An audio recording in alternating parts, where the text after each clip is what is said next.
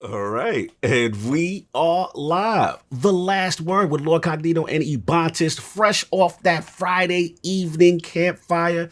Very family-oriented show, I feel. E, what's going on, man?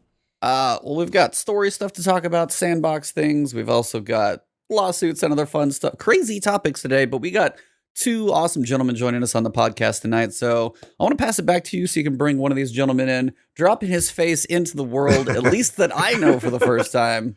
Let's see it. You got to drop him in first. I got the other one. Okay. That's how you wrote it? That's how we did That's it. how you wrote it. Okay. Well, this was planned out really, really well. So no, his coordination. It's totally fine. Coordination. Yeah. This is called calling an audible. There you All go. right. So I'd like to welcome a gentleman who has been gaming since nearly birth. He has a special place for Nintendo games as they were a key to his childhood, and even has an autographed copy of Mario Kart Double Dash to prove it. His love of gaming and tech has continued into his adult life, and his IT skills have taken him from Geek Squad all the way to doing freelance work for the gaming mecca IGN. This man takes hardcore and completionist to a whole new level, and a triumph score in Destiny 2 that's so high, he has things he's done that even he isn't proud of. His knowledge of this game is top tier, and there isn't anything he can't accomplish with a controller in his hand. Woo! So, 129,735 points later, let's welcome Sir TeasingTeddy to the campfire. Woo! Thank you for having me. As always, this is always super fun and a pleasure. Let's Glad That was to an have you, amazing man. intro too. Glad to have you, brother. You already know. I like the score. We got the triumph score. Oh, man. You This is dope. did your research. It is A research, little man. bit, yeah. I respect it. And of course, we have a Lord who is not only family to the campfire of the last word, but is also one of the most supportive and humble members in our entire Destiny community. Whether it be his passionate takes on the lore, overall commitment to PvP, and an absolute talent for exploiting the intricacies of the PvE sandbox. Introducing the creator and host of the Wilhe1m YouTube and Twitch channels. The Lord of efficient farming and glitches, yet still refuses to promote his own videos. Live from New York State and making his return at the campfire of the last word. My man, Lord Wilhe1m. How you doing, sir? I'm doing great. I have been so waiting for that intro. I've been dreaming about that intro. He's like, I got the years. invite. I knew it was coming down. I don't have my acceptance speech ready. I told Thank you Teddy so much. before the show that I was like, I felt bad because I said the times you had on, I never gave you an official intro. We kind of had like some impromptu stuff, and then you came early. So I'm like, we gotta roll out the red carpet for also Scream. Yeah. How you doing, Scream? How you doing? Of course. It was the early year. I think it was still Flashpoint. I don't Yes. think it was, I think, yeah, pretty sure I don't it know was, if it was. yeah. I was Yeah. there at the inception of the idea for Last Word, but I don't think I was actually on since the Last Word. So it's been a good bit of time. But I love being here. I love being back. Thank you for the intro. I'm doing good and just happy Appreciate to it, be brother. here. Very excited. Very excited. Appreciate it, brother. Appreciate it, brother. Long overdue, man. And Cognito, how have you been, sir? What's up? What's going on? What happens soon? Yeah, I'm good. I'm just warning y'all at 9 p.m. Eastern, I might be slightly distracted, but I'll still be here in spirit. This man is a multitasker at its best in here, making things happen. Shout out to Xbox Fan Fest, baby. Big money, big money. No whammies, no whammies.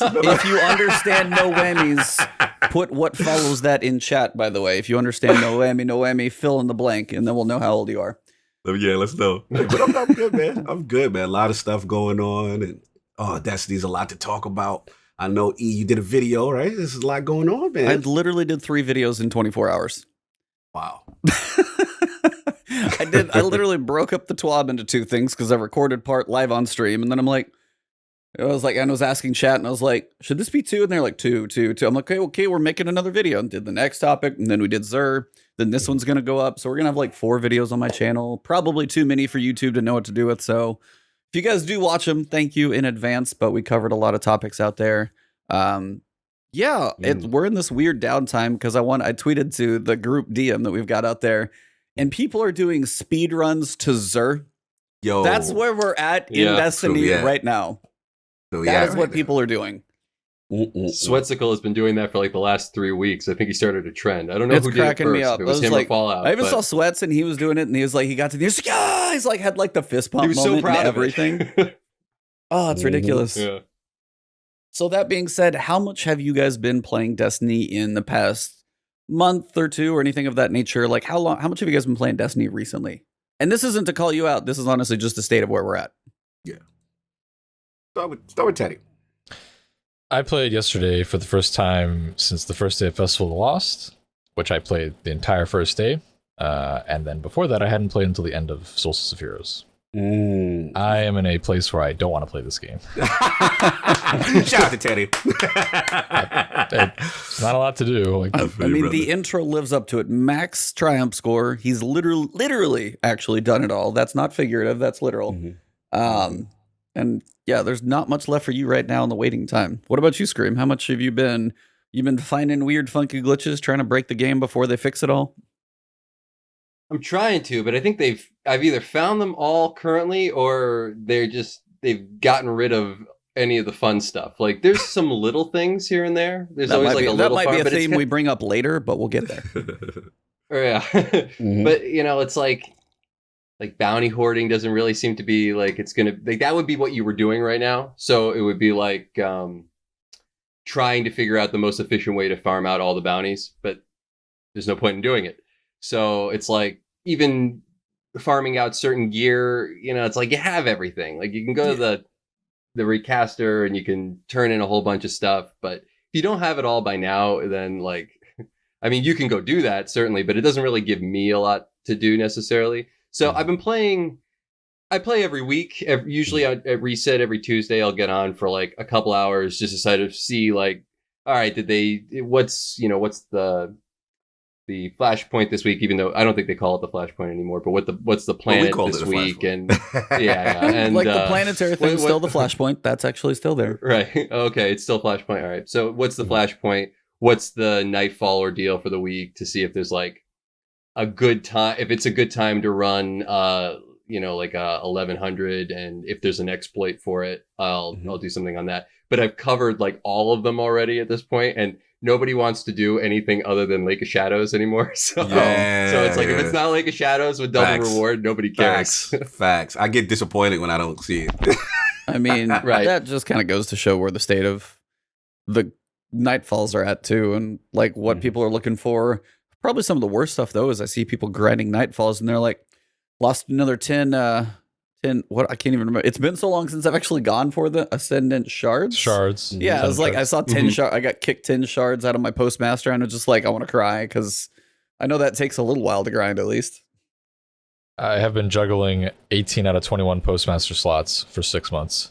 Wow. And nothing's gotten pushed out. It's all exotics, shards, prisms. This man does one activity, kills nothing, goes back to the tower on a consistent basis. Dim is very helpful. Dim, yes, indeed.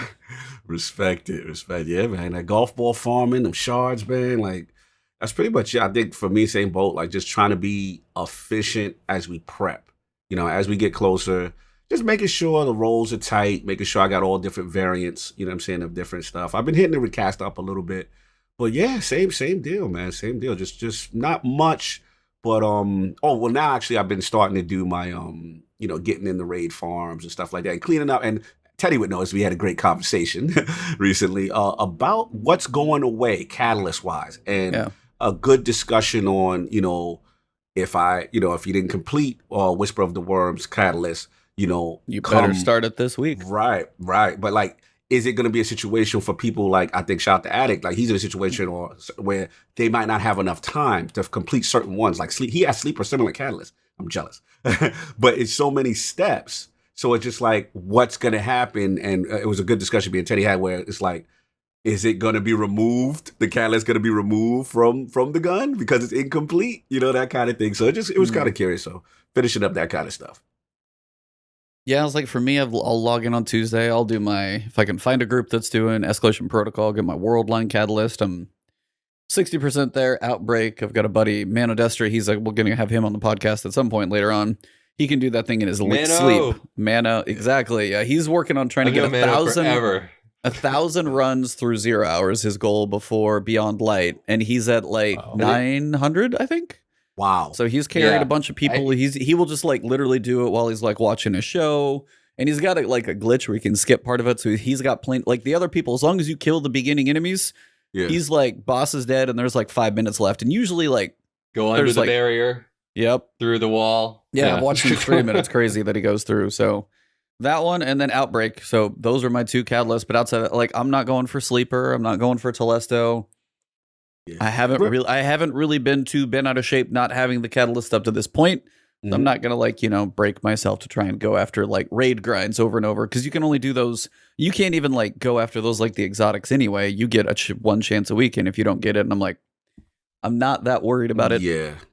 Yeah. No, I mean, like, again, Teddy, like we had that discussion, right? We were just saying how, we just feel it's a little messed up that, a lot of some of those catalysts require RNG or very time-gated activities. And it's just like, one would have thought they would have either blessed the RNG a bit or the drop rate on those specific rewards. And Teddy has some theories. So for the final stretch of the season, they made it so that raids drop. You can do them over and over, they're repeatable basically. But for whatever reason, the catalyst specifically, the drop, it's a 1 week lockout. So you only get one chance the initial time you do it. That sounds like it's pretty intentional to me. Like that's not something that you like overlook and you're like, oh, whoops, we accidentally didn't, change the 1 to a 0 on this. Are you implying engagement encouragement? Pretty much. I mean, that's what it boils down to. You want them to be raiding as much as you can be for this last little bit. They don't ever tell us these things, so They really I don't. just go off. It's just my opinion. I got to make that very clear because people will flame me. Yes. Yeah. But No, I mean it is what it is. it has. I mean, there are certain times where like, hey, there was an oopsie made in Destiny, and then there's other times you're like, I know that wasn't an accident, and that's one of those where you're like, you intentionally made these things. You said, hey, exotics, raid loot, you can do it over and over and over. Turn that switch on, turn that switch on. Exotics, leave that one off. Like they're going down the line fixing these things so you can do it, and they intentionally made the decision to be like, oh, you can't farm Catalyst. You have to do, Sparrow runs and Scourge for these mods that don't even matter, by the way. Those aren't really going to matter. They're all going away. They're getting deprecated and all that stuff. And I know people had grinded those for a while, and they're like, well, I guess I can stop, which is a good thing. And that's kind of one of those things I wanted to ask you guys about, and we said that a little bit in chat. But it's just like the timing of their choice of when to tell us some information. It's always kind of interesting. To me, at least. Like, we're like 3 weeks out now, and like the hoarding, the bounty thing kind of was covered. But even there's like some people like, can we have like some clarity? And then, like people I've been hearing people, even in like certain Discords and stuff, like they're like, hey, we're doing Scourge runs again and again and again. And then they finally were like, yeah, we're not using those mods. And it's always those. I think, Teddy, you might have actually had a pretty good theory on it. Just to, a same thing almost to try and give engagement during this downtime. Because if they said they're not there, people are going to stop playing. But on the other side, how does that come across to your base when you're like, hey, I've been grinding this thing. It's going to be fallen 3 weeks before the end of the season. Yeah, that's not going to work. You're like, I'm sorry, what? I've been doing this how much for? And that's just, I understand why, but also it's like respecting your player base for their time that they put in for something that's not going to matter when they typically expect, like most of the mods that we've earned so far continue to add on into the game. We haven't really lost anything besides what's been attached to the artifact. And now the fact that you've got mods that are attached to all these raids work everywhere. Taken's the only one, the others are gone, and these things have been in the game for a couple of years now. So it's like, it's been a decent thing. It was thought of something to grind for. So I was curious if you guys had any thoughts on that or if it was just me. Go Teddy. Scream, go ahead. Go ahead, Scream. I'll let Teddy go, yeah. Oh, okay. They're too nice. They seemingly always do this, or most of the time, where they tend to announce the changes that will affect the next season or DLC right before the DLC happens. And I feel like some of them, not all of them, they probably know pretty far in advance, but they just don't want to tell us. I have nothing to substantiate that other than like intuition and just kind of the way they communicate things to us. But it kind of irks me when it's like, all right, 1 week we're like, all right, armaments don't matter anymore, but you know you grinded for them this entire season because you thought they were going to work. And just to like preface this ahead on the side, I think getting rid of armaments or deprecating them is a good thing. They definitely needed to go. It just sucks that they told us now instead of 4 months ago. Right. When it comes to like, well, I'm blanking here. The grind stuff, like to basically make us, or not make us, but incentivize us to go play the raid. It's like, hey, we brought back these raids and you can grind them indefinitely and loot drops. But guess what? We're changing the armor, so you gotta basically, those are invalidated now again. And it kind of irks me the wrong way because it's like you essentially lied to me. Like you kind of were like, do this thing, you're gonna be rewarded later for it. But wait, no, we changed our mind here. And I get it. I'm sure like things are just in flux for them when they're making this stuff, and so maybe they don't even know the answer to it, right? But like the bounty stuff, for example, they had to have known that in advance because this is what the fourth year that we've been doing this now, where it's like stack your bounties. Yep. So it's just stuff like that I mean, you guys know this. I've talked about this before. Like it just bothers me, but I'm still gonna play the game. So No, it is what it is. Man's got a triumph score. He's definitely gonna play. Yeah. I'm locked in for life. That's the problem. They got us. What about you, Scream? Any thoughts on all this controversial timing of messaging? Not really. I'm just making that up, but I mean, it was sort of expected. I like Teddy was saying, the bounty thing. Yeah, that's the one that really surprised me because it was sort of like I would always assume that they were going to do this eventually because it was such a shortcut once the new season started, and I always just felt like that was one of those things that they didn't really know how to control it. Like they wanted people to play, so they wanted people to hoard bounties because they don't want the end of the season to go out with like a whimper. They want people like ramped up for the next season, but they couldn't figure out how to do that while have, not cheat the next season. So they were trying to like play this balancing act forever. And I just didn't know when it would finally like the shoe would finally drop, but I mean, it makes sense. I'm not really upset with it. It's more like, I just don't really know what to do. I guess I can, most of my time lately, if I'm in the game, has been spent just trying to get any exotics that I didn't get, not even worrying about the catalysts because there's so many that I'm just like, it's not even realistic for me to really think about them. Right. I just want the weapon so that I can, use it for something else later if I want to do some exploit. So really everything that I've been doing has sort of been from a content creator's perspective, like not I don't even really remember. I think the last time I actually was just playing straight, like just to just get something that I wanted to, and I just was spending the time just to play it, was when we were farming out the Anarchy, which was like what, like a month ago? That was a fun run. Yeah, that was a fun run. Yeah, it was. We did a lot of runs, but like shout out to you. That was like the last time we did it, or that was like the last time I was like just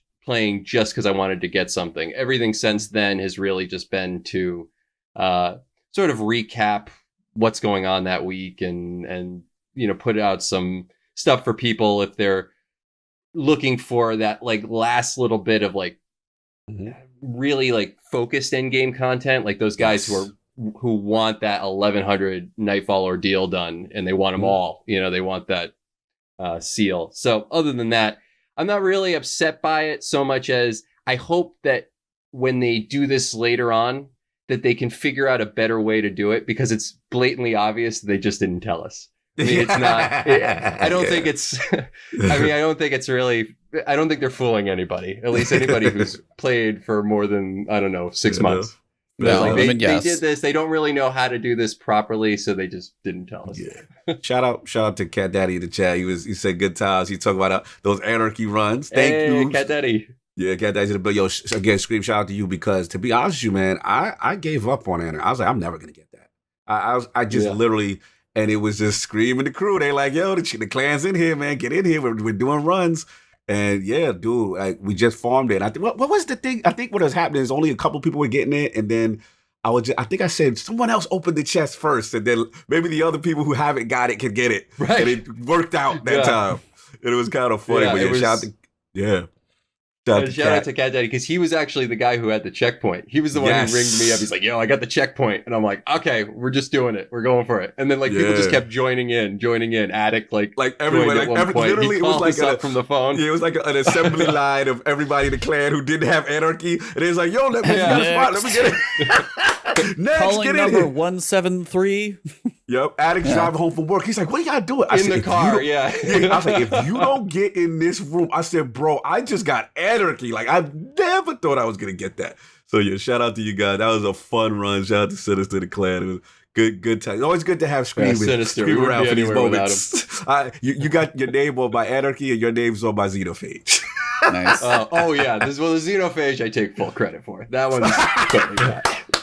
I own all progress for everybody in the world on that weapon. I'm just going to take full credit for it. Oh, you're the best for that, bro. And I went kicking and scratch. I was like, I don't want to do that. Gun's trash. This is pre-Xenophage. Not anymore. Talk about a turnaround. Bro, I thank Scream all the time. I was like, yo, subscribe to the channel. Wilhe1m subscribe to the channel. But anyway, let's go. So yeah, I was like, I mean, that's kind of where the state of Destiny has been for, seems like all of us is like, gotten the final eyes of whatever the season has left, and mostly for the year of stuff that you might be missing. Some of us had a lot of stuff done. Some of us were just going for triumph score. Some of us had to hit a catalyst here or there. It's been quiet. I don't know if we'll do a full season review right now or anything, but generally one of the big things that started dropping was late last week, early this week, is the fact that there have been websites starting to crumble under the pressure of the ban hammer. Which has been wonderful. I was going to say, Cognito, as you're a PvP guy and anybody who does trials especially, I want to pass it to you first. As you, like, when you started seeing, like, especially the perfection one start to fall, like, what you think? Like, is this what you've been waiting for? Is this, like, what do you think? It's going in the right direction. It's going in the right direction. I felt that, shout out to Aster Cross, man. I saw the tweet. I was like, what's he like? That's one of my PvP go-tos. And I was just like, what's he getting all excited about? So I'm looking and I'm like, they're hitting up the aimbot and the wall hack sites. You're getting cease and desist. So I'm like, wow, okay, we're taking action legally. This is a good thing. You know what I'm saying? Now, in the grand scope of things, is it stopping every single hack? No. But it's good to see, they are taking steps. It's going in the right direction. We still got a long way to go though. You know what I'm saying? Because, Teddy can attest, we've been in those trials run, those PvP runs, and you just get, it's at the point now where you're afraid to give someone credit for good play. Because you're like, I want to say that was a great snipe you did. I want to say you outplayed me. But then there's a part of me where I look at your stats and I look at your thing and I'm like, it's always questionable. Like most of the time, it's probably not a cheater, but you always have that doubt in your mind where you're like, oh, it could be. And then you look at the stats and you're kind of like, So console, like the ultimate go-to excuse. Yes, as long as an excuse exists, and it's the thing that drives you crazy because you'll always get frustrated because as soon as you die, you have that excuse in the back of your mind, and you just go, cheater. That's it. It's Facts. over. Facts. And then you just throw something and leave. No, it's true. I mean, but look, at the end of the day, dangerous household. You got their screen. It is. Yeah, man. At the end of the day, it's just one of those things where you're just like, okay, I like that action is being taken. Let's see how far they continue to ramp this up. We know as we're going to get into the TWAB, there's going to be a lot of, new trials, things that's happening. So, they're not running away from PvP, and these things got to be addressed. So I also want to see how the relationship with Steam on PC is going to work with these type of moves. So step in the right direction, but I was definitely at least happy to see that type of action taken. Yeah. I mean, me too. It was nice to see some people like, is this going to instantly fix it? No. Some people are saying, hey, the software still works for another 30 days. The one big thing I saw, we have to completely download Beyond Light. That's a fresh install, a new patch. That's the point where, did you not know that, Scream? I saw that expression on your face. I did not know that. Yeah. You are going to have to completely re-download the client for pretty much everything. So especially if you're on PlayStation 4 and you got that, copy time, you're going to want to make sure You plan ahead. The servers are going down at like 9 p.m. the night before, for at least my time, something like that. So you're going to have some time, but make sure if you're going to work and then you come home, do it in the morning, do it the night before, do it at midnight, whenever you can. Like, do it before you go to work. So at least you come home and it's done, because that is definitely going to take some time. But I'm honestly wondering if that will help too. A brand new version comes out that nobody's got like time to kind of dig into as much, and maybe they make some changes in there. They're switching up something with the clients where it's like more physics based versus something. I can't remember all the terminology. I know some of you guys may know what I'm talking about. They're making a change there on how like the world sees, as opposed to this many groups of this enemy are alive. Now it's going to know where they are. And if they can do a couple more things to understand, like, hey, you just fired 7,000 times in 1 second and respawned 4 times. Yeah, you probably need to go. Like, if they can actually finally have something that reads that type of stuff, maybe we'll be in a better place, but we'll just have to see. I hope things keep getting better, because as you said, Cognito, when we get to the last part of the TWAB, we have some incentive that if people are going to want to cheat, now there's more incentive than ever, but we will get to that a little bit later. But in the middle of the week, we also got story. Oh, yeah. We got a lot of people who've played a lot of pieces of this game. We've got a spin foil hat expert down here. He's got a tank top and a spin foil hat, but he's looking good either way. Sounds great. But we I got try. But we got a trailer, and I gotta pass it to you, Scream, first. When you watch this trailer, just first thoughts. As soon as you watched it, what's your theories, your thoughts? What'd you feel about it? I watched it like 4 times, but I want to get yours first, because I'm very curious what you've been thinking. I'm sort of, I have a theory, and I'm hanging on to it. Exactly. And I gotta be honest, I didn't really know how I could connect, and maybe I missed something, and maybe you could point out, maybe there's one major thing that I missed. Connect this particular sort of enemy. It seems like a precursor enemy. Yeah. And it doesn't not fit into my theory, but I don't think it's not that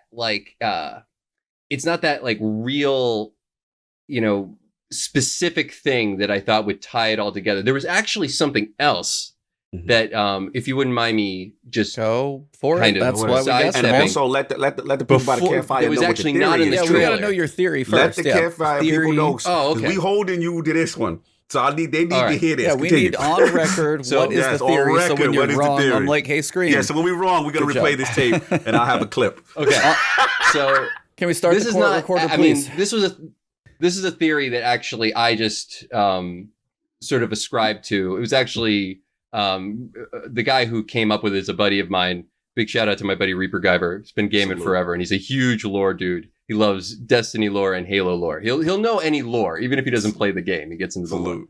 So his theory, to summarize into one sentence, is that Mara Sov is Savathun. And that the Dreaming City was actually created through the adoption of a Vex mind that Oryx, yes, the Taken King, gave to Savathun as like a present to it was initially designed, the Vex Mind was actually designed to defeat the Hive, but was defeated and then was given to Savathun as a gift. And she used it with the ability, and it has the ability, I think, to create singularities, to create the Dreaming City as a way to subvert the sword logic. So that's why the Dreaming City always is on a 3-week pattern. It's just we need to continually consume. Either we beat the raid and it consumes that way, or we get defeated and it consumes that way. But essentially it puts it on a loop, allowing her to not have to constantly live this like life of consumption, essentially. Right.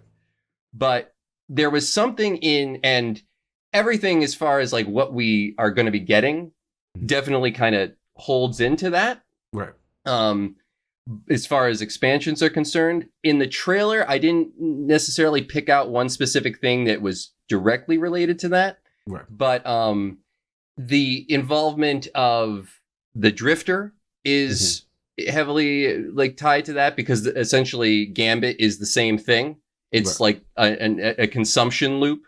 Right. And there was another thing in the Means to an End quest this past week, the last one that we got. Yeah, talk to me. where we see Nokris, and there's that cutscene, and there's the dialogue where I can't remember who asked the question, but one of the characters, it might be your ghost, asks why Savathun is interested in Nokris. Right. And they make a reference to him being a necromancer and figuring out a way to, like, I can't remember exactly the word that they were using, but essentially use a pattern of destruction that, again, subverts sword logic through a loop. I think they actually mentioned the word a loop. And then they ask, why would she be interested in him? And I think it's because she was trying to figure out the same thing. And this was just another person who did the same thing. And that's also why the Drifter is involved. And I think ultimately it'll just, that's where it'll go. Okay. But again, we hold you to this. We hold you to this because when it's wrong, I won't play Hey, I and love like the whole anybody's idea of like when and then the Awoken were formed in a black hole, and like Marasov's crew were actually humans that fell into a black hole, and the singularities that are created by the Vex are essentially black holes.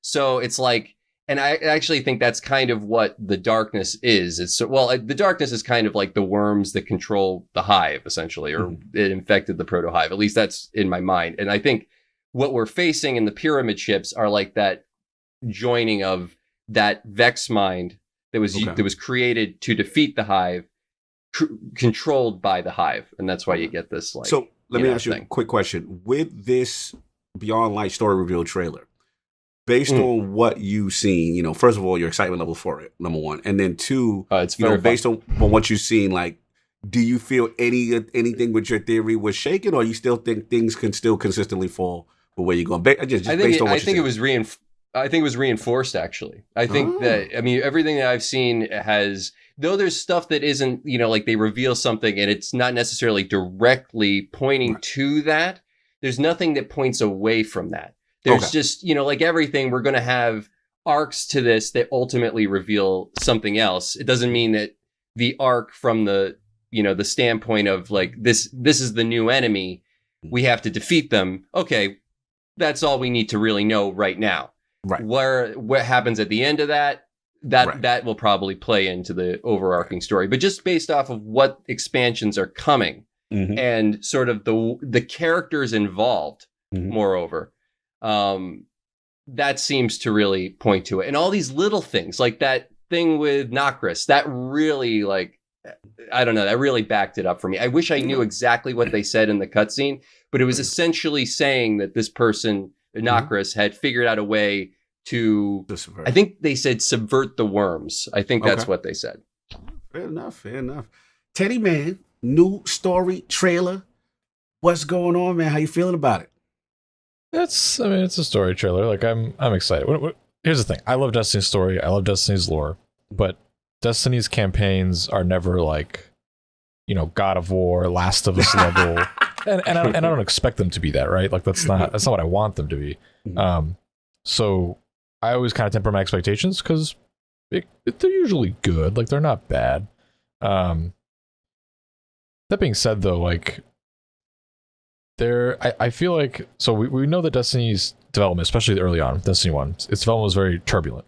Yes. And I think they're finally kind of getting to a point where their original vision is starting to, like, come into play. I feel like everything we've done up until this point, with the exception of maybe Taken King, because we know that Taken King was actually part of the base game, but then they cut a lot of stuff and changed a lot of stuff. I feel like that this has all been kind of like one big side quest, essentially, up until now, and now we're finally getting answers. Like, Shadowkeep was like the tip of the iceberg, sort of, where we're like, all right, now we're finally getting to that point where this is what their original vision. I have nothing to back that up. I think that's just my theory. But I'm excited. I like going through the story once. I'm obviously I'm gonna have to play through it like super fast. Yes. But usually with Destiny stories, like when I replay it the second and third time, my alternate characters, that's kind of when I let everything sink in. So I love Varix, D. Bradley Baker. Yes, a new friend is here. Yeah, if he doesn't say Dismantle Mines at least once, I'm gonna have to uninstall the game. The stranger finally is back, even though they told us whatever 2 years ago. Luke Smith had that interview. Oh yeah, where he's like, that story's concluded. Her story's done, and we're like, Sure. So I'm excited. Now here's a question for all of you. What's up? Do you think either we will fight the new enemy race, the darkness, presumably, or see them at the very least at some point in the campaign? I get at the E. Oh yeah. Yeah, I'm going straight to you on this. We never had this talk. I don't think we will yet. Just that. I mean, that's an off the cuff guess. And this expansion specifically seems built around hydras with legs and Aramis. With legs. No, but I mean, you have what looks to be very much a darkness ship. It is the pyramid. We still don't know who's flying these things, who parked them here, why, like how they got there in the first place. It wasn't the Vex. It wasn't the Fallen. Something else seems to be the veiled, hooded figures. There seems to be Vex walking around on these things, so I don't think they are either still here. They parked it and left as like I can't even think of the right word, but I think they may have just parked it and left it. I don't think we're going to be facing them yet, because in my mind, it goes Beyond Light, our first like piece of darkness powers, because we can see that Aramis is able to wield stasis, and this is our first chance to do the same thing. We're actually embracing the darkness for the first time. Right. I think it would be a quick transition to go, hey, we still think the Traveler's pretty good. Sup, darkness. I think it's going to have to be a little more gradual than that. And then you go Witch Queen, which is this weird kind of the only major, as you said, proto-hive god that's left. Probably wrong terminology, but you guys know what I mean. Savathun is the ultra hive that remains.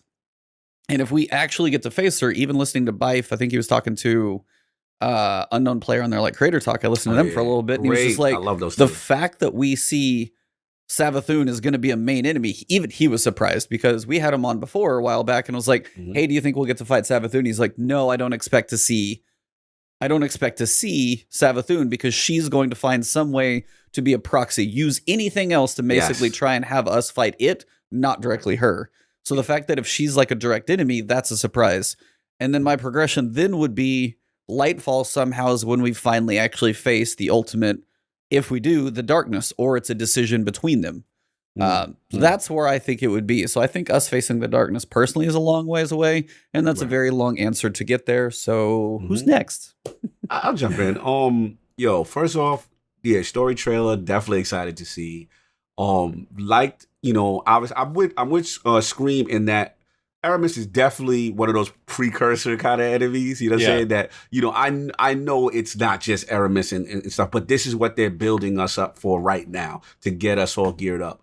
I like the little rally call, get the troops together. Fallen have been broken, y'all. Like, Fallen have really been down in the dumps. We've kind of decimated them. So to see her talk, get the base riled up, you know what I'm saying? And then, say, look, it makes sense. The reason why I like this story so much, because it makes sense with the Fallen's history as far as the Traveler kind of rejecting them, right? So to me, this is the perfect thing to embrace. Like, yo, we're going to take this darkness. We're going to show that damn sphere, you was wrong. And I love that whole build up there. So that part's exciting me. The thing that actually threw me for a loop, though, was the homie Varix. I don't know why, I thought like he might betray us. But when I actually saw it, it was like, no, he's calling out for help. Like, this is a distress call. Like, he's not all the way on board with things. And then, call me if I'm wrong, did he get like frozen by Aramis or something? Like, did she like... His feet got frozen, and then I did this in the trailer because, of course, I go frame by frame. I know you did. And I'm like, when it cuts back, because you see Aramis freezing like his feet. He's frozen in place, holding his hands up. And then when it cuts like kind of a dramatic swipe or whatever, you wonder, like, is she killing him? But as soon as it switches to her, sorry, I snapped in the mic. As soon as it switches to her, the background changes. It is not the same place where she's standing. So I don't know if it's just like a very good dramatic cut, but I don't think they would build up Varix and then kill him. True. The homie in trouble, though. I was like, he's definitely, he's playing double and triple agent, and something's going to bite him in the butt, it seems. It's like, she found out something, and she's like, no, you're not probably with the cause, and she's taking action. So we got to see that. And then to me, even though obviously we haven't talked, they didn't talk about it there. To me, the build up for me, the reason why I'm personally excited, I spoke to Attic and he was just like, this is probably the first one I'm not too excited. But for me, the Europa thing, we already know it was always on the cutting room floor for a long time, right? So this is something I really want to embrace. But the thing for me is Deep Stone Crypt. I cannot wait. Like the Exos are such a unique entity in Destiny, and I've always wanted to know more. And obviously, we know the history when we did Cade's Will, and he talked about it as an Enceladus or whatever it was. The Deep Stone Crypt has been mentioned for so long, so I'm curious to see if it's going to be a whole area. Is it going to be just the raid that specifically?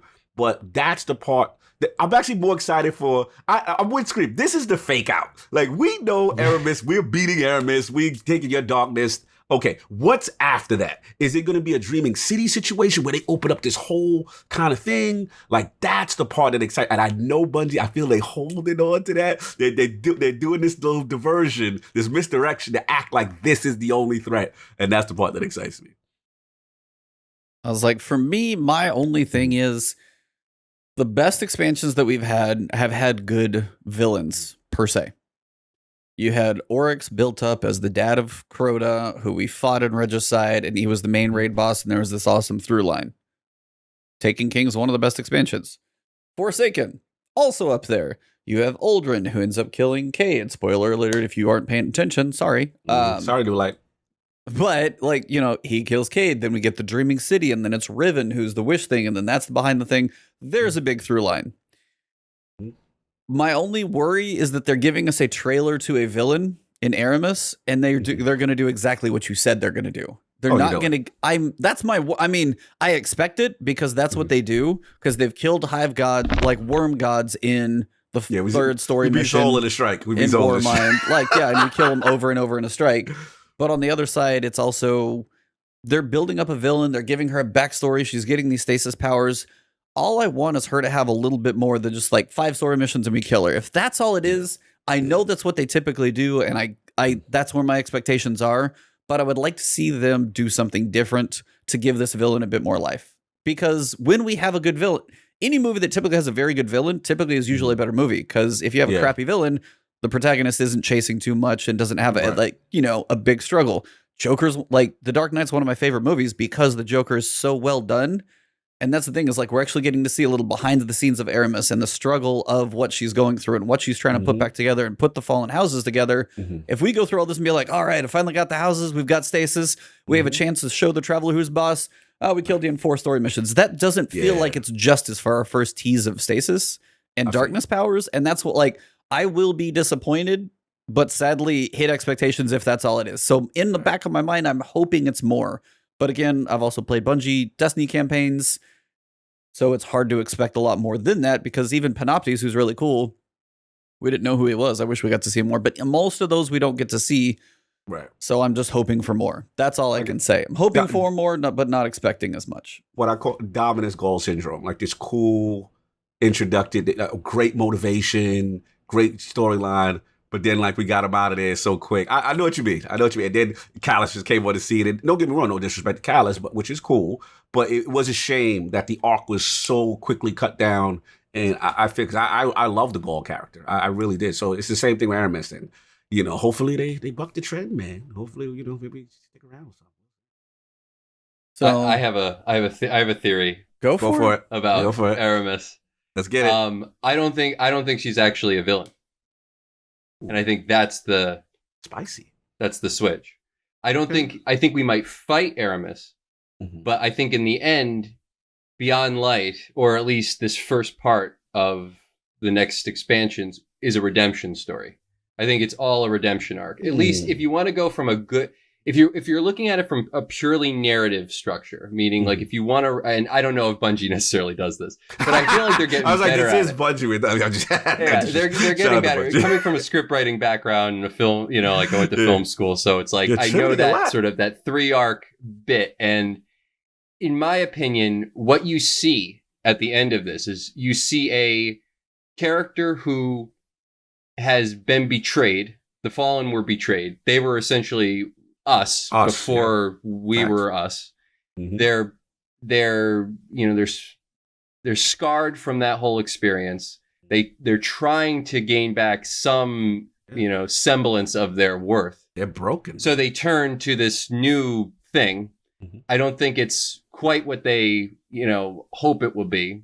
Mhm. Or maybe it is, and maybe they just figure out a way that they can, sort of have their cake and eat it too. They can have this new power, but they don't necessarily need to make new enemies because they have that new power. Especially if we control it as well, and it just becomes a stalemate. Right. And then I think Alderaan reappears at the end of this. And because he's got to come back in here somewhere. And I think that ascendant lens thing that we actually got from the Haunted Forest, from opening the site, I think that actually is sort of the key. It might sound weird. I know that they've given out items like that and they've never done anything before.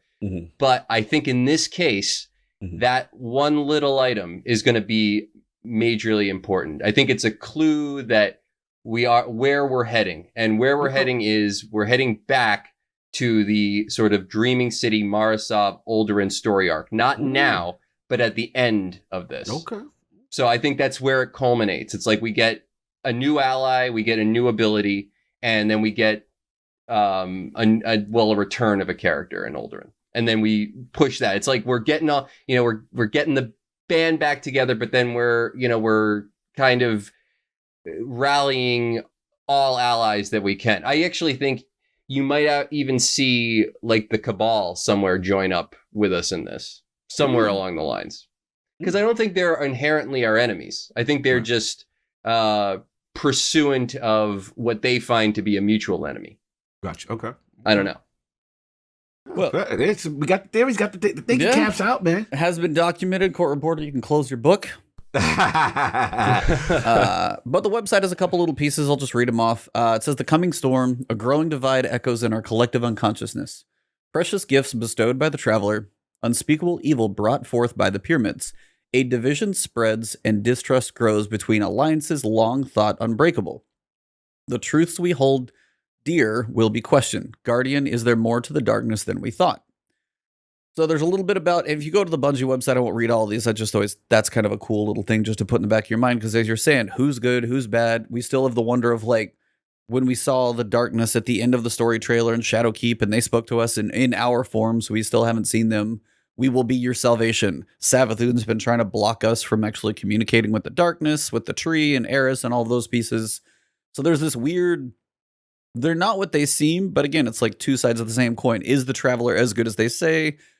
And it's always like, I always like the idea of perspective. Like, it's like the Jedi and the Sith. And I know it's like all the movies, like they have their ups and downs in Star Wars and stuff, but it's like, from my perspective, you're evil. And then from your perspective, I'm evil. And it's like that piece is like, which side of the coin are we going to end up on? And it's just the fact that they're even throwing that question out there. Is there more to the darkness than we thought? And it seems that way. Go ahead. You have anything? No, I was just looking at that story page. Actually, embarrassed that I missed that. But it's interesting, man. I'm thinking about what Scream was saying, and I was actually wanted to ask Teddy, like, about the band being together. You know what I'm saying? In reference more so to, because we kind of got a taste of the whole band being together as far as Eris, the Drifter, the Stranger. I wanted to focus on that little group, and I just want to get your thought process on that meeting in reference to the story trailer, and how much of an impact do you think they have with this expansion?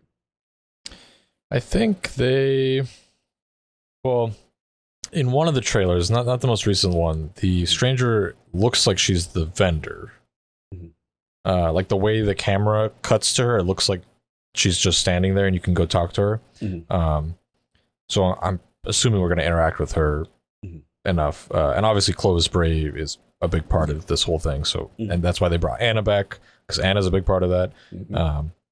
I'm sure the Deepstone Crypt ties and all that. So that'll be cool. As far as Eris goes, she's definitely doing something with the darkness, but I don't claim to be a lore expert, so I don't know exactly what's going on there. I've always liked the Drifter, but I really don't understand like what his motive or his like, is he just trying to survive or is he trying to help us at the same time? Like, so I'm kind of torn on that. But I'm gonna be honest, I don't really think about this stuff too often. So you kind of got me on the spot. No, that's I've always wanted to ask you this. Yeah, I always wanted to ask like your lore stuff. I like the lore in Destiny, but I like everyone else or most people. I watch the Bife videos. So he's the man. Shout out to the Bife man actually doing Godfall videos as well. Or Mylan too. Mylan, well. shout out to Mylan, shout out to Gamma. Oh man, dude, their art. God, we had Gamma on and talk to him. Some of Gamma Trap artists lately. I'm just like. He's on fire lately too. Yeah, he's on fire, bro. Also, want to shout out my boy Trams, man. Trams been killing it with the lore too, man. Shout out to Trams. He actually got one of the biggest kudos for one of his videos. Morala saluted him. So we've been supporting Trams. Trams, we gotta get you on the campfire as well, brother. Love what you're doing. Keep up the good work, man. Definitely. But yeah, I mean, there's a lot of threads going on. You know what I'm saying? A lot of threads, a lot of stuff. It's an exciting time. I always, you know how we get. Like we have our expectation what we hope it could be. You know what I'm saying? There's few times, no disrespect, that they really go that far. You're like, oh my God, they hit it with that. And there's most of the time it's like, okay, it's what we expected. You know, boom, boom, boom, beeline to Aramis, and then, you know, whatever. What happened, Teddy? Have any of you watched Lost? Yep. Yes. Yeah, so Yeah. Okay. Oh yeah. So, remember how Lost had all these threads that seemingly a lot of them never got answered, though a lot of them didn't matter? I kind of feel like Destiny's like that in a way. Yeah, that's a good one. except it's a longer experience because 10 years instead of, I think 6 years was for Lost. Yeah. And there's just all these things where I'm like, you got to start giving me answers now. We're approaching year 7, right? Yeah. So like, I need answers to things that you've introduced in year 1. Facts. Like we gotta, you know, I need to know what the smoke monster is. How do you know the smoke? That's factual. 100%. Yeah. Like, Did we ever actually figure out what that was? I just gotta know. Like I don't know if you guys did like this, but that's the darkness in this thing. But it's going to be 10 years or 9 years till we might know what the smoke monster is, and you're like, are you like really? Come on, like And shout out to Apex. We even forgetting the 9. Like the 9 is just this arbitrary thing, and we could go on with that too, right? It's so many threads. It's like you said, that's a perfect analogy.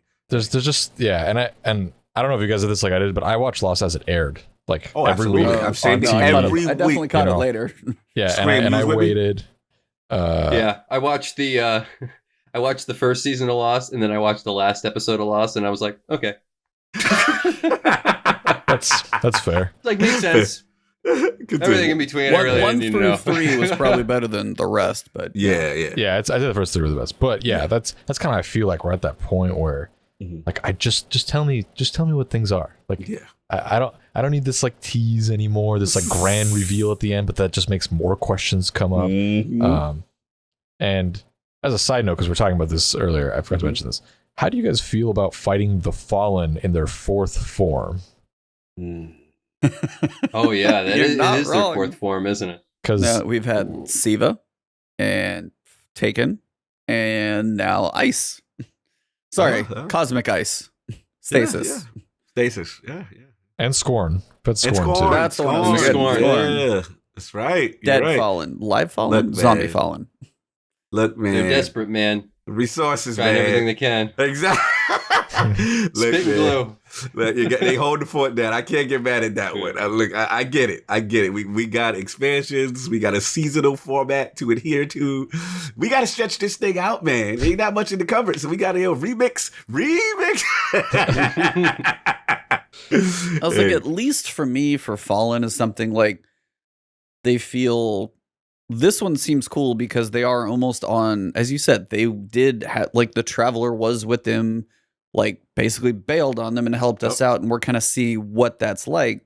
And we do get to see something humanoid-ish, and I'm giving that very, very loosely. But you have, like, we've seen Varix a little bit, we've seen Skolas, and we've never really, like, and it's been a while kind of since we've kind of come back to Varix, and just to see somebody like him come full circle, that's actually fairly cool to see that come. I mean, they're bringing stuff, as you guys have said. We've been like, they're taking like year 1 of Destiny 2 and just kind of throwing it away because they're putting it in the vault.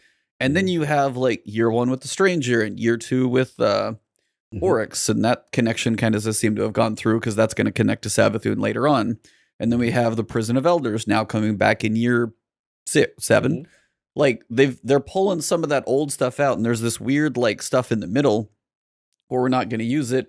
But at least as like longtime Destiny players, I'm actually excited to see Varix and the Stranger and then Eris and all this stuff come together, because these are stuff we've seen for a while. We talked about this, I think, last time, though. If you take a new person who buys Beyond Light, they haven't played Destiny 1, they haven't seen anything that came before Forsaken, and you have anything, and especially if they go buy the Forsaken campaign, who's this Exo who gets shot? Why do I care? And then it comes into some of this stuff, and it's like, for us, this is actually a really good campaign to continue very old things, but new players to the game are going to be a little thrown off. I wonder how that's actually going to be for a new player experience. I'm excited about like where this stuff can go, and as you said, Scream, like some crazy theories of where it can actually get to. But as like a new player, I wonder how they're going to be able to explain where the hell any of this stuff comes from. Like, they don't do like storyboard backstory like we talked about, like Ghost of Tsushima does like really cool like storyboards for like legends and a quick like here's a little history real fast. Yeah. If they don't do anything like that for some of these characters, there's going to be some very lost people, I think. I agree. Or it's going to say click here and go to Bife's video, but I mean, shout out to the homie. But yeah, they definitely got to do something with the onboarding just to get people caught up, because they can't assume that everyone's been there from day one like us.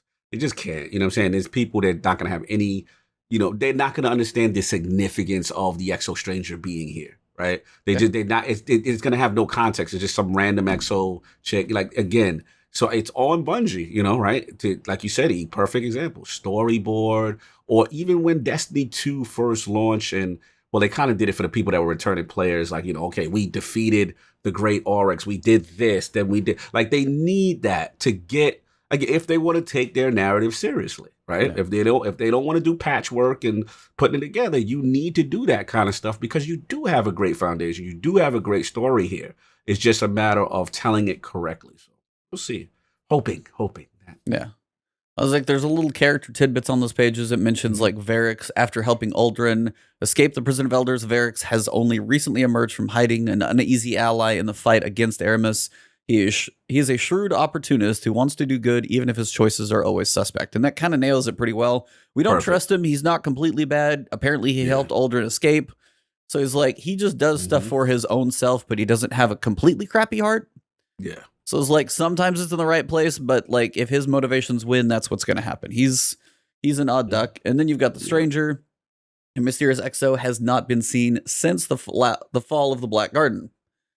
That is the only mention as to why everybody on this podcast, and probably hardcore people, know, but a new person being Beyond Light, what the hell's the Black Garden? Where like, what is that? Is that ever going to be, and will they actually, is that something they're going to talk about in the story? Like, from the Black Garden, what were you doing? We saw you back then. Is it now? Where have you been for 6 years? All that type of stuff. And then hers is like, with her experience will guide Guardian's understanding of the power of stasis. So she's actually going to be the one probably guiding us through understanding stasis powers. So the vendor part seems fitting. Yep. Eris, when you see the story trailer first for her, the cinematic trailer that was like, quote, E3 or whatever, you see her like holding her, like, basically the stasis on the ground around her when she's standing on the ice sheet. She's got a couple of crystals around her, so she's doing something with the darkness.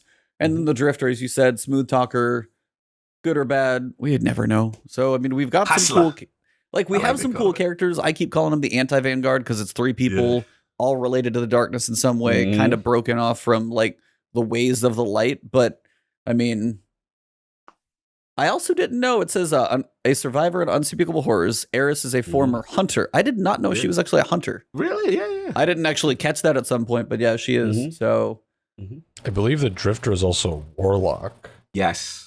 Well, then the Stranger looks way too much like a hunter, so Titans got screwed. In her defense, she comes from a different timeline. Maybe she's not even one of the 3 classes we have. Maybe she's something else. Drifter. That's why she's got that weird like, ghost. I want the fish ghost. I don't fish something. It's not a ghost.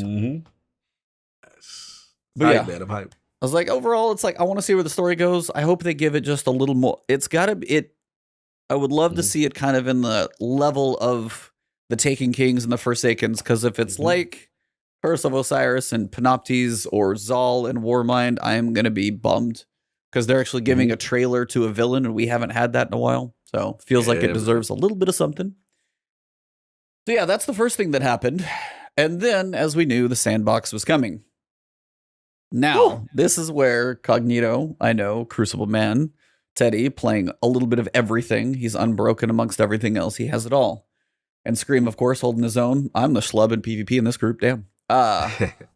We have some changes. And we got some of like specifics about weapon types and certain things.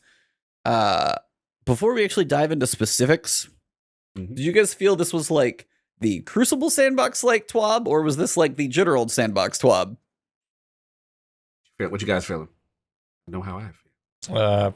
Probably, this feels more like a Crucible fix, but in typical Destiny fashion, it negatively impacts PvE unnecessarily, or it could be vice versa. It usually goes both ways, but I mean, I got a lot to say about this, but let's, what do you think, Scream? Yeah. Short answer. Yes. Yeah. I don't think I mean, I don't even know. Nothing about that was PvE to me whatsoever. It was all PvP to me. I mean, if you're talking hand cannons, honestly, you're only really talking PvP. I mean, there's some cases where you might use a hand cannon in certain PvE content if it's like the right thing for, they have the right burn and it has the right kind of perks for a specific encounter if you're doing like a Nightfall or something like that. But for the most part, there's no reason to bring a hand cannon into a PvE like scenario. You just and the whole thing, and with snipers, like, it seemed to be catered specifically to not just PvE, but to risk versus reward kind of situations. So, like that sniper hand cannon combination, in my opinion, always should have been the best combination, like the fastest killing combination, the most risky, because you have to be the most proficient with it to make it work properly. But if you're good with those two weapons, you should be able to dominate in PvP because they're hard to use. So if they're hard to use, that means they should be really good. And that's why that's kind of the messaging I got. Yeah. Before we deep dive, Cog, thoughts? I just wanted to get the feel, but I was like, yeah, I'm kind of getting the answer I was hoping for. So the non-spoiler feel of... Yeah, just like, how did you feel? Who is this like Sandbox like notes for? This is a Crucible Sandbox. No. You know what I'm saying? Like this is again, what Teddy said, that it's gonna probably adversely affect PvE. But yeah, this is me. This was all selfishly everything I wanted to hear for the Crucible Sandbox, and a lot of archetypes that I cannot wait to dive into this, because there's a lot of archetypes I have very strong feelings about. So yeah, this is definitely. You have feelings. I know. I'm so cold-hearted. Strong feelings. I know, it's rare for me to express my emotions. All right, so the first giant one, and I'm just going to unpack all of this and then let you guys go to town, because there's a lot to unpack here. Hand cannons.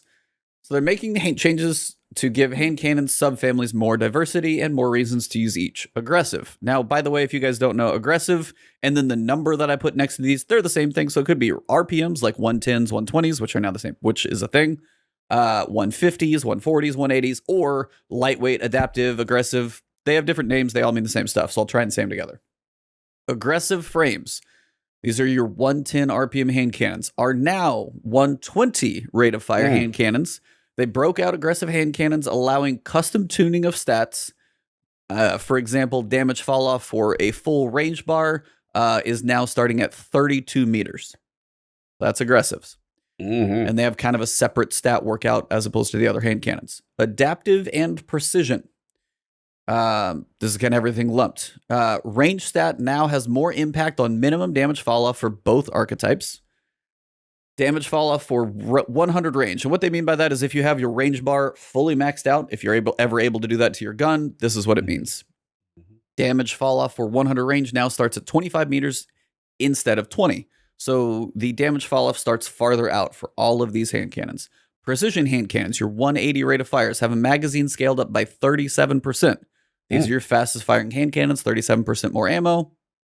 That one I'm probably okay with, but I'll still let you guys decide. This also affects exotics with that rate of fire. Is Malfeasance like a 180, I think, if I remember correct? Yeah, so that's an example. 180. Shout out to the Malfeasance. Lightweight, folded into adaptive. This is probably one of the bigger ones. Moved all lightweight hand cannons, that's 150 rate of fire, into the 140 rate of fire family. This also means the intrinsic properties of lightweights, faster movement, faster handling, that is now gone. 150s are 140s and act like 140s to every aspect that they can. This includes Luna's Howl, not forgotten. And then they say one exotic hand cannon will retain the 150 rate of fire. It's Sunshot. They had a couple other nice teases, but it's Sunshot. So at this time, they said the lightweight 150 rate of fire hand cannons represent the majority of hand cannon usage in the Crucible. Most of you guys probably know why. They're the best bang for buck. Yeah, time to go.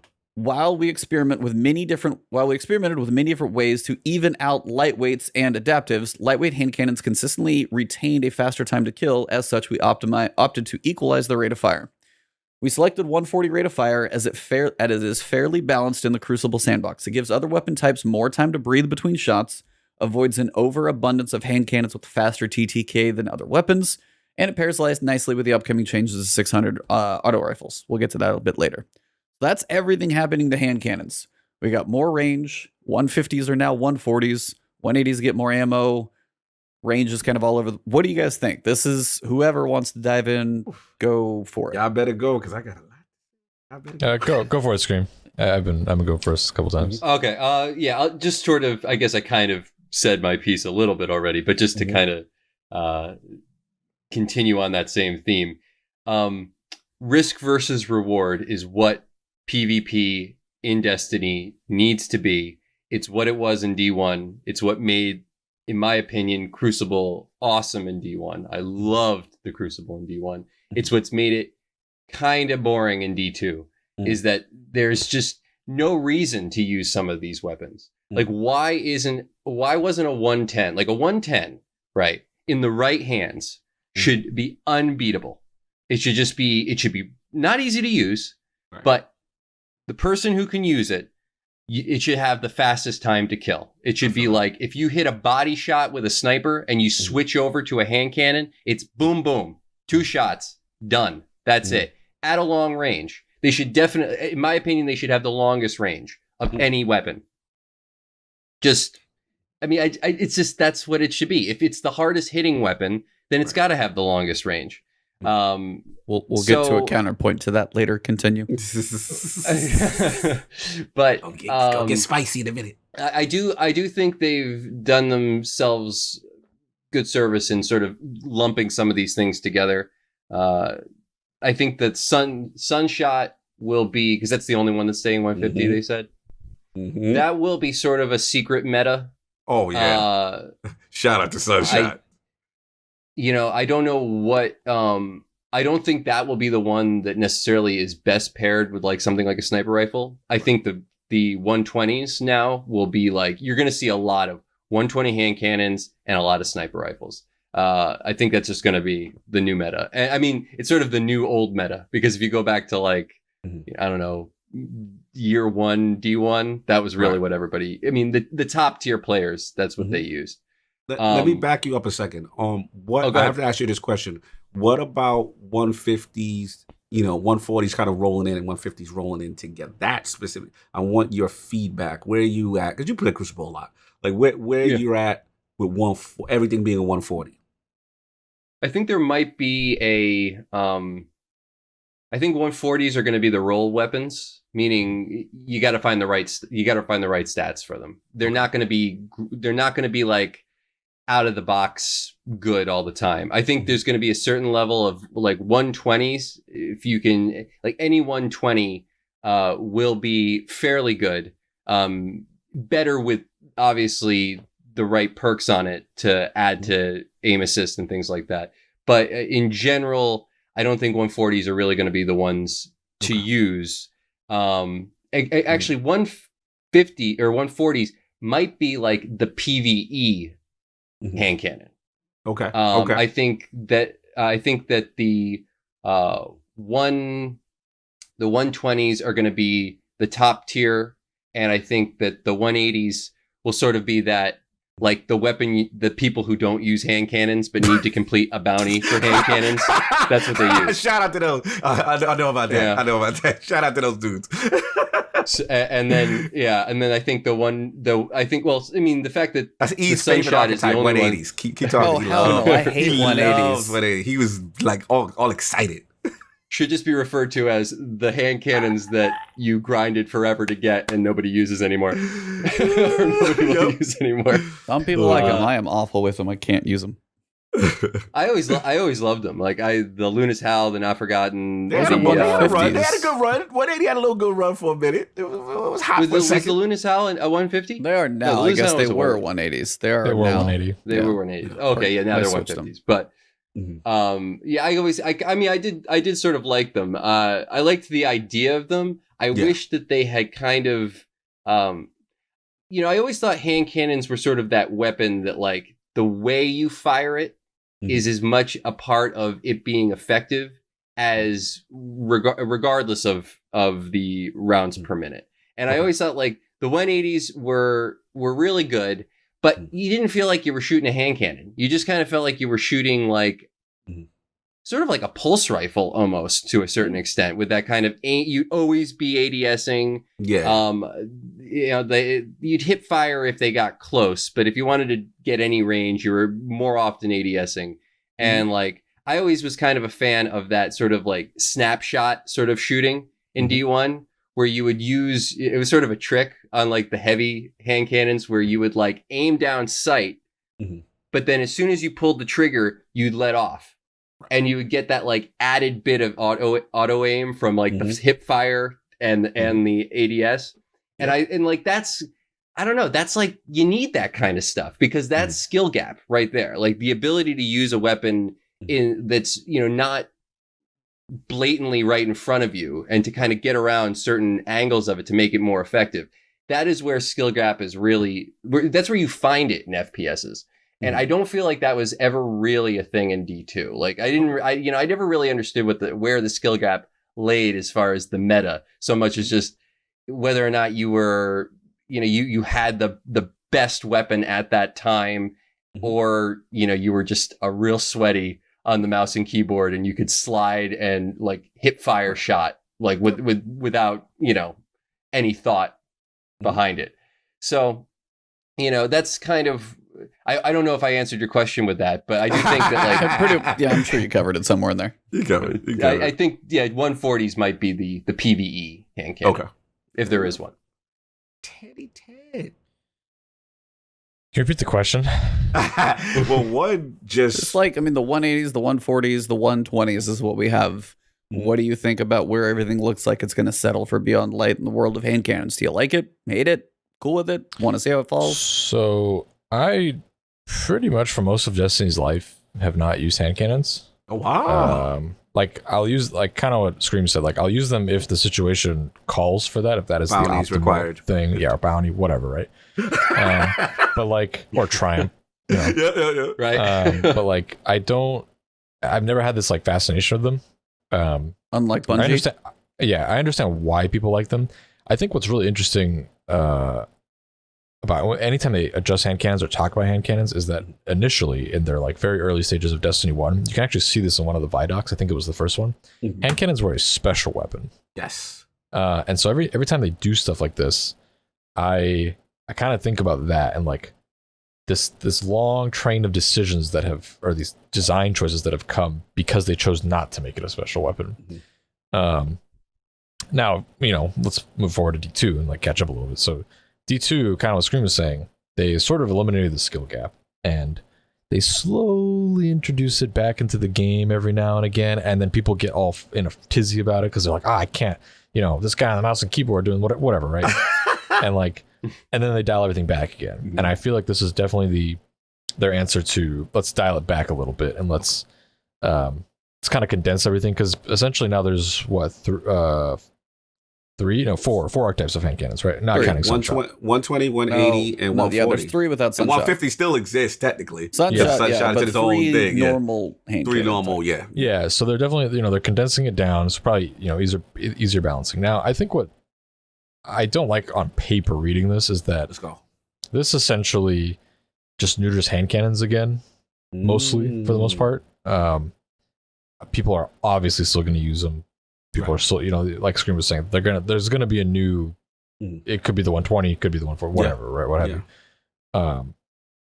you. It just, to me, this just seems like there's too much data that's like overwhelming of hand cannon usage, and they're like, we gotta tone this down. Like, this is a very we gotta adjust this. And now, to their credit, they said they experimented a lot with different solutions, and this was the one that made the most sense to them. Right. So I don't know, we'll see. I'm mostly indifferent about this specific section. Okay. Yeah, the rest of it, I got a lot to say, but this section specifically. This is what it's for me. Let me jump in. So go ahead. Yeah, go ahead. Oh, I'm sorry, because I'm very passionate about this one. Look, hand cannons is definitely a thing for me. You know what I'm saying? That's kind of the first weapon I gravitated towards last year. It was probably one of the worst exotics I gravitated towards. This, I'm torn. I understand the logic behind the decisions. I still need to see it play out. The thing that was surprising, all right, first of all, overall, there were too many archetypes. Let's just get that out. So the RPMs, it was way too varied. I agree with the consolidation. I'm with Scream. Now 120s, which were formerly 110s, needed love. I'm with Scream with your whole conceptual vision. It's a skill weapon. If it hits that hard, you should be rewarded, right? And I never felt 110s got the deserve. Like, I had a God roll Duke, MK, whatever, and I felt that should have been something. Shout out to the Duke. You already know, rapid hit, kill, whatever you had with your Duke. Like, you're gonna get outshot though. Like, with 140 or 150 still is the same. Right. Head at same time to kill. So you're like, why are you there? Right. Fun exactly. fact So it's about like, the Duke. Go ahead, talk to me. It's a Destiny 1 cut gun. It's in the first fight arc.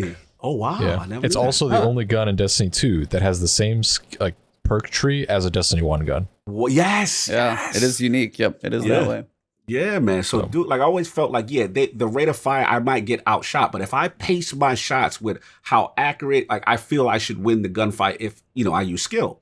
So I'm cool. I'm excited for 120s. I am excited. I like that part.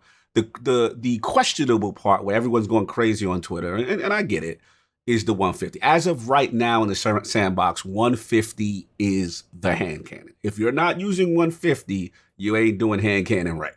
So to lump, I thought it was going to go the opposite. I thought 140s were going to go into 150, but then they said no, 150 what the opposite. So now we have to see the new meta, because prior 600 RPMs is out here. We're going to get to autos, right?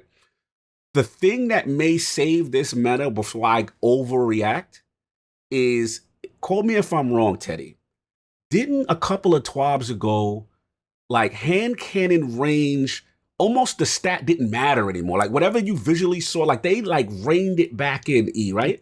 Where it really didn't even matter if you had this super high range hand cannon, because it was neutered, and the most you would get is a certain set figure. Oh, yeah. There's a cool guy video, I'm sure, about that too. Shout out to Cool Guy. We've had him all before. So the vibe I got now is hand cannons are going to get their range back. They may not have the efficiency of the 150, but we got to see it. And with Scream's point, it's going to come down to the perk combinations. I want to see how that rolls, as far as efficiency. But and then the only last point I'll say is that I don't know where 180s is going to be with that. I don't know what I'm with bounty weapons. Good. Yeah, just bounty weapons. Yeah, I don't know bounty farming where weapon. 180 fit. I could see again. I don't have it in front of me. We don't have the meta. We're just guessing based on all the data they're actually giving us. But the way it sits for me, 120 should be okay. 140s we got to see, but 180s I don't know. But I'm gonna give it to you, man. It was an interesting choice. It was very, very interesting this one with hand cannon. I will say hand cannons I have mixed use. As I said, I am trash with 180s. Some people enjoy them, some people enjoy their malfeasance. Some people have enjoyed the 7 Seraph weapon. Some people are like, hey, this one actually. I pick a 180 up and I'm like, what am I doing with it? Doesn't even feel right. Feels good. Bungie does have a very specific thing about feels of weapons. And certain people are like, hey, this weapon feels good to me. Those feel like a dumpster fire in my hands. And I cannot explain why. they feel awful to me. And trust me, there's people better. That's totally fine. But 140s, 150s have been decent. But I'm with you also as well.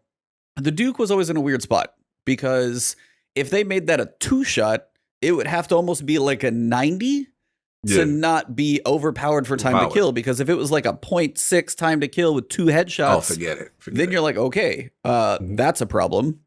So then it's like, so they made it a 120. So now basically what they're saying is the 120s and 140s are probably going to have the same time to kill if you're standing right next to each other.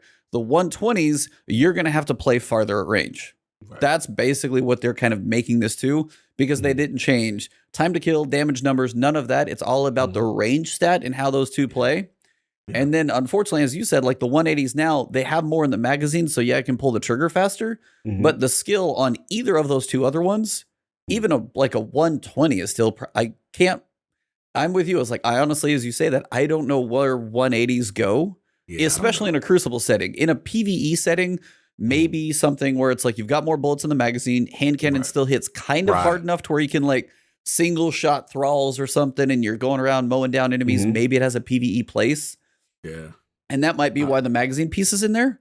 But overall, that could be my only guess. I'm with you there. That could be my guess. Crucible, if you pick up a 180, you may as well tie your hands behind your back together because it doesn't feel like there's a lot of benefit there because the range seems to match the 140s and you're not going to kill him any quicker, I don't think. So in my mind, I was like 180s might be a PvE thing. Like if, maybe it's efficient and you have like, maybe, I don't know what 37% of the magazine is, but if say you have 18 bullets in a hand cannon, you're able to one tap like red bars once you're high enough or something like that for single enemies, that might be efficient depending on what you're facing there. They may be alluding to that.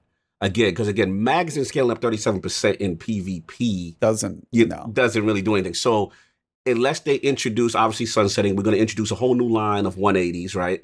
And maybe they hopefully introduce some exciting new perk combinations that make it a good PvE.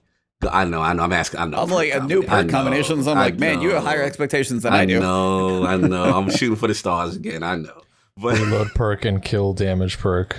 Oh, yeah, I know. Reload and damage, period. Hey, Outlaw got buffed recently. We'll get into that. You never know. I can shoot for the stars sometimes, man. I mean, but I'm with you. It's just a curious why the magazine up. Like, you know what I'm saying? So to me, that alludes to you're doing something with that archetype, and I'm just going to try to be hopeful in a PvP setting. So, I mean, overall, hand cannons, it feels like we'll have to see. They were a little bit of a mess and they had to find some. They did say they tried the testing, they gave it an effort to 140s and 150s. You're sitting right next to each other anyway. So at some point one of them had to go one way. Yeah. If everybody's heads are exploding in Solar Fire and Crucible, we all know Sunshot won the meta. Outside of that, get ready for the emblem. Get ready for that. You survived this Sunshot, man. Yeah. Get ready for the emblem, y'all. It's not going to be probably that bad, but there might be a lot of heads blown off with hand cannons. Skulls melting. Yeah. Now, if I have ever read a piece of a TWAB that is designed for Crucible, more than this, I don't know. Yeah. Sniper rifles. We want sniper rifles to feel powerful without being too easy to use, so they dominate. I'm like, when I read that sentence before I got to any other line, I was like, I wonder what they're going to do. Yeah. Adjust how aim assist is affected by sniper rifle zoom level. Low zoom scopes have a less aim assist. Higher zoom scopes have more aim assist. Scopes with around 50 zoom are unchanged. It's basically all they're doing to sniper rifles. Now, some of you guys may have been newer to the game. Sniper rifles got a buff. Then they chopped the legs off of that buff. And we're at a point where sniper rifles are not an amazing place in PvE. And the only thing they are changing is the aim assist that is related to the scope zoom.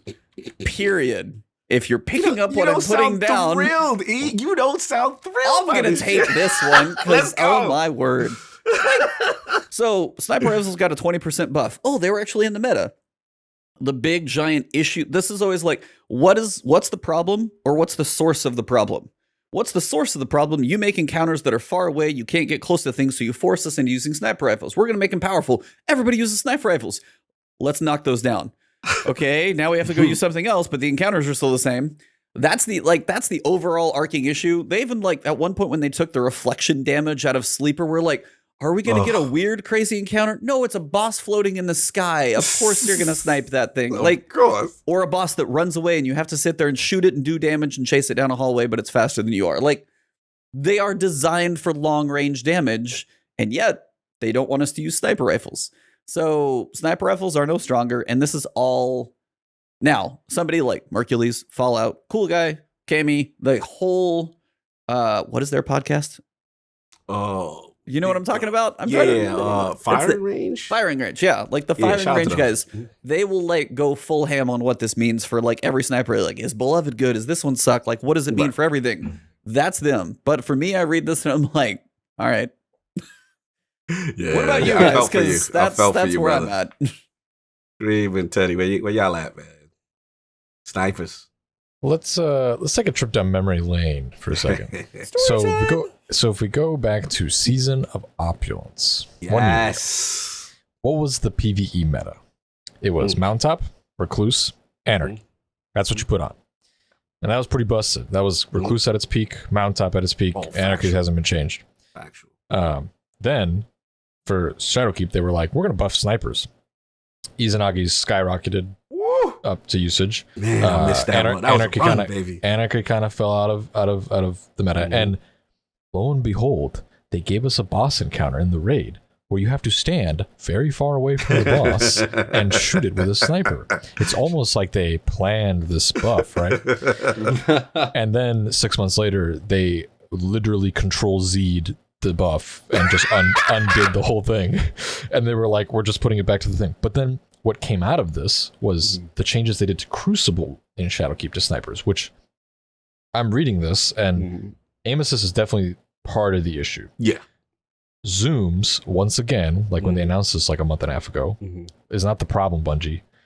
Your maps are too small for me to justify a large zoom. Your problem is flinch. If I shoot someone with a high caliber pulse rifle, four round burst, and I hit all 4 shots, and then this has been proven like 1,000 videos, they're aiming at my body and then my shot auto lines them up to my head. That should not happen. The amount of times that happens is so frustrating. So me reading this going, half of this is scope changes, right? And the other half is the aim assist in tandem with the scopes. That's not the problem. Like, that isn't the issue. People play snipers because there's a low risk, high reward. I can stand far away, snipe a lane or whatever. And granted, there's a few exceptions to this rule where like people do the crazy stuff with the warlock and get off the map. And I think that's fine because you've already outskilled me. You were going to beat me regardless of whether you did that or not. Right. So this is probably the one that bothers me the most on this list because it's the thing that frustrates me the most in PvP besides cheaters. But I can't control that, right? So, so just for the record, you would have also, you're cool with this, but you would have also wanted flinch adjustment and damage increase in PvE? No damage. I think damage is fine on pretty much every sniper. It's literally just a flinch. I think flinch is the problem.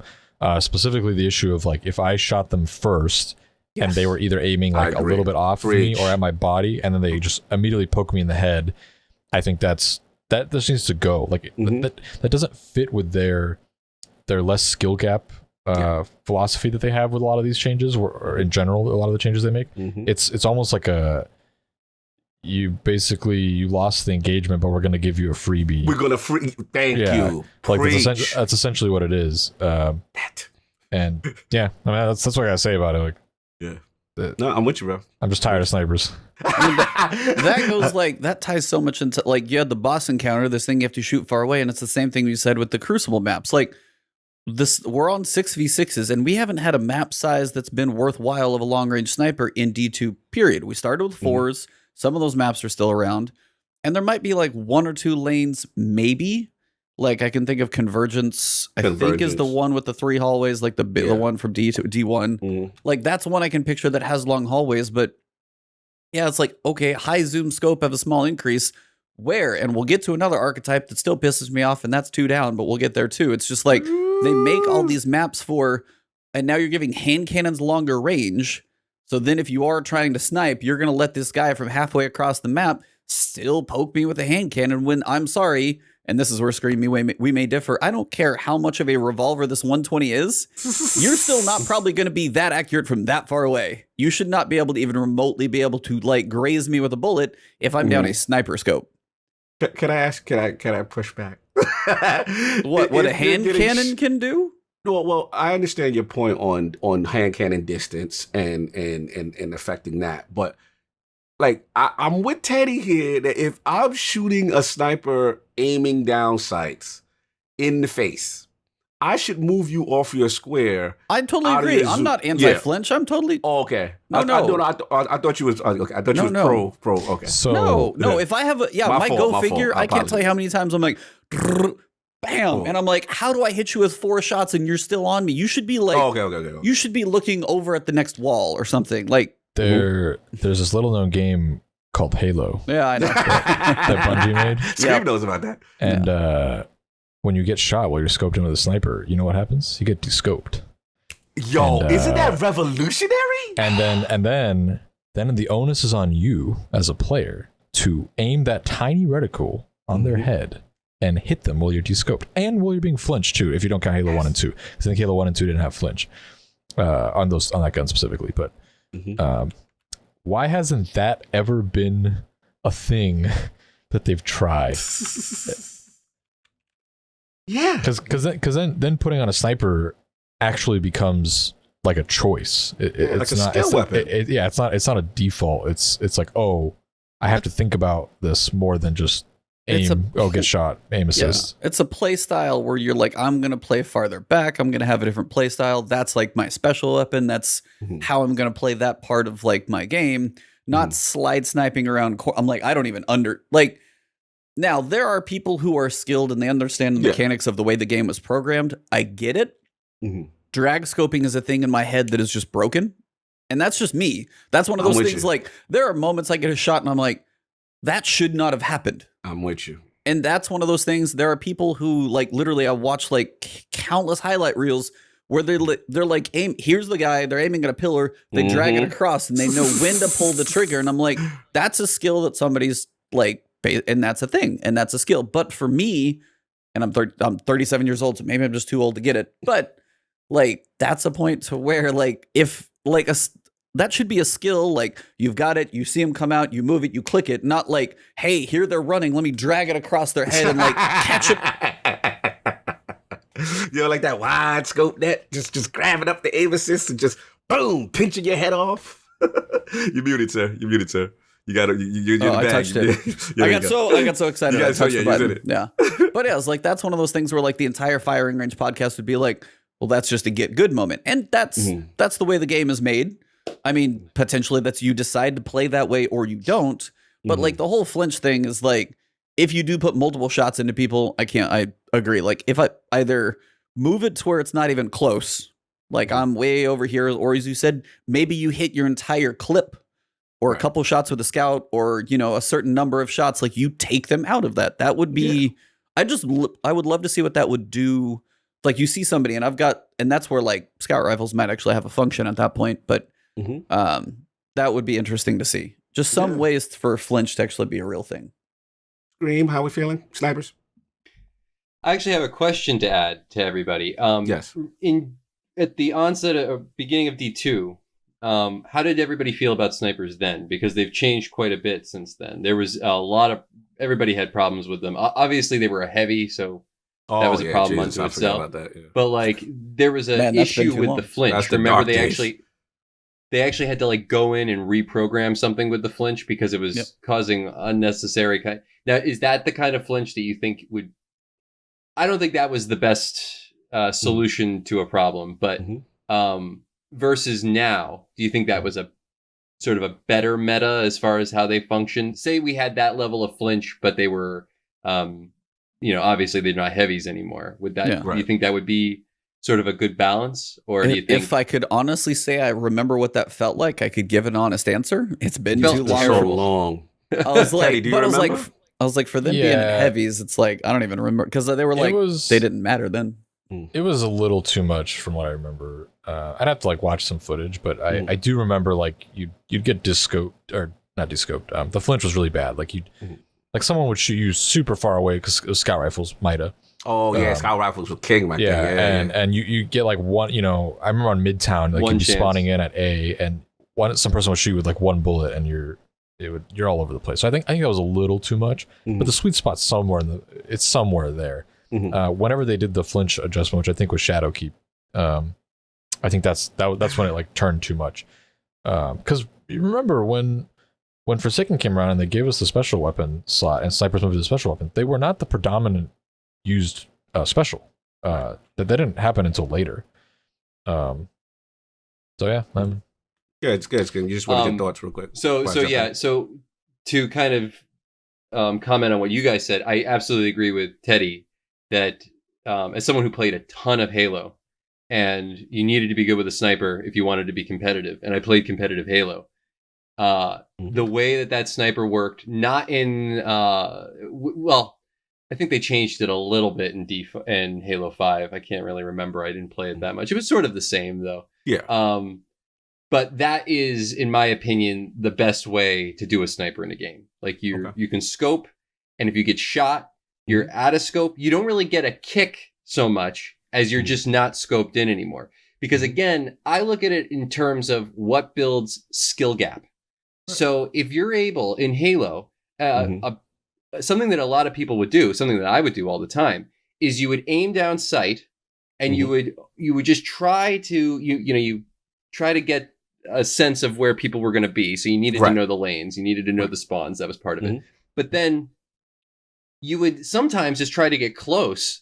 And if you were trying to really flex on somebody, you'd wait for them to shoot you, and then you'd shoot right as they did, and you get the no scope headshot from from a scope, and you get that auto aim from Snapshot. Yes, exactly. That was the best, wasn't it? Oh, I love that. When the announcer would say it's snapshot, like I know. you get that it was feeling. So good. Fire.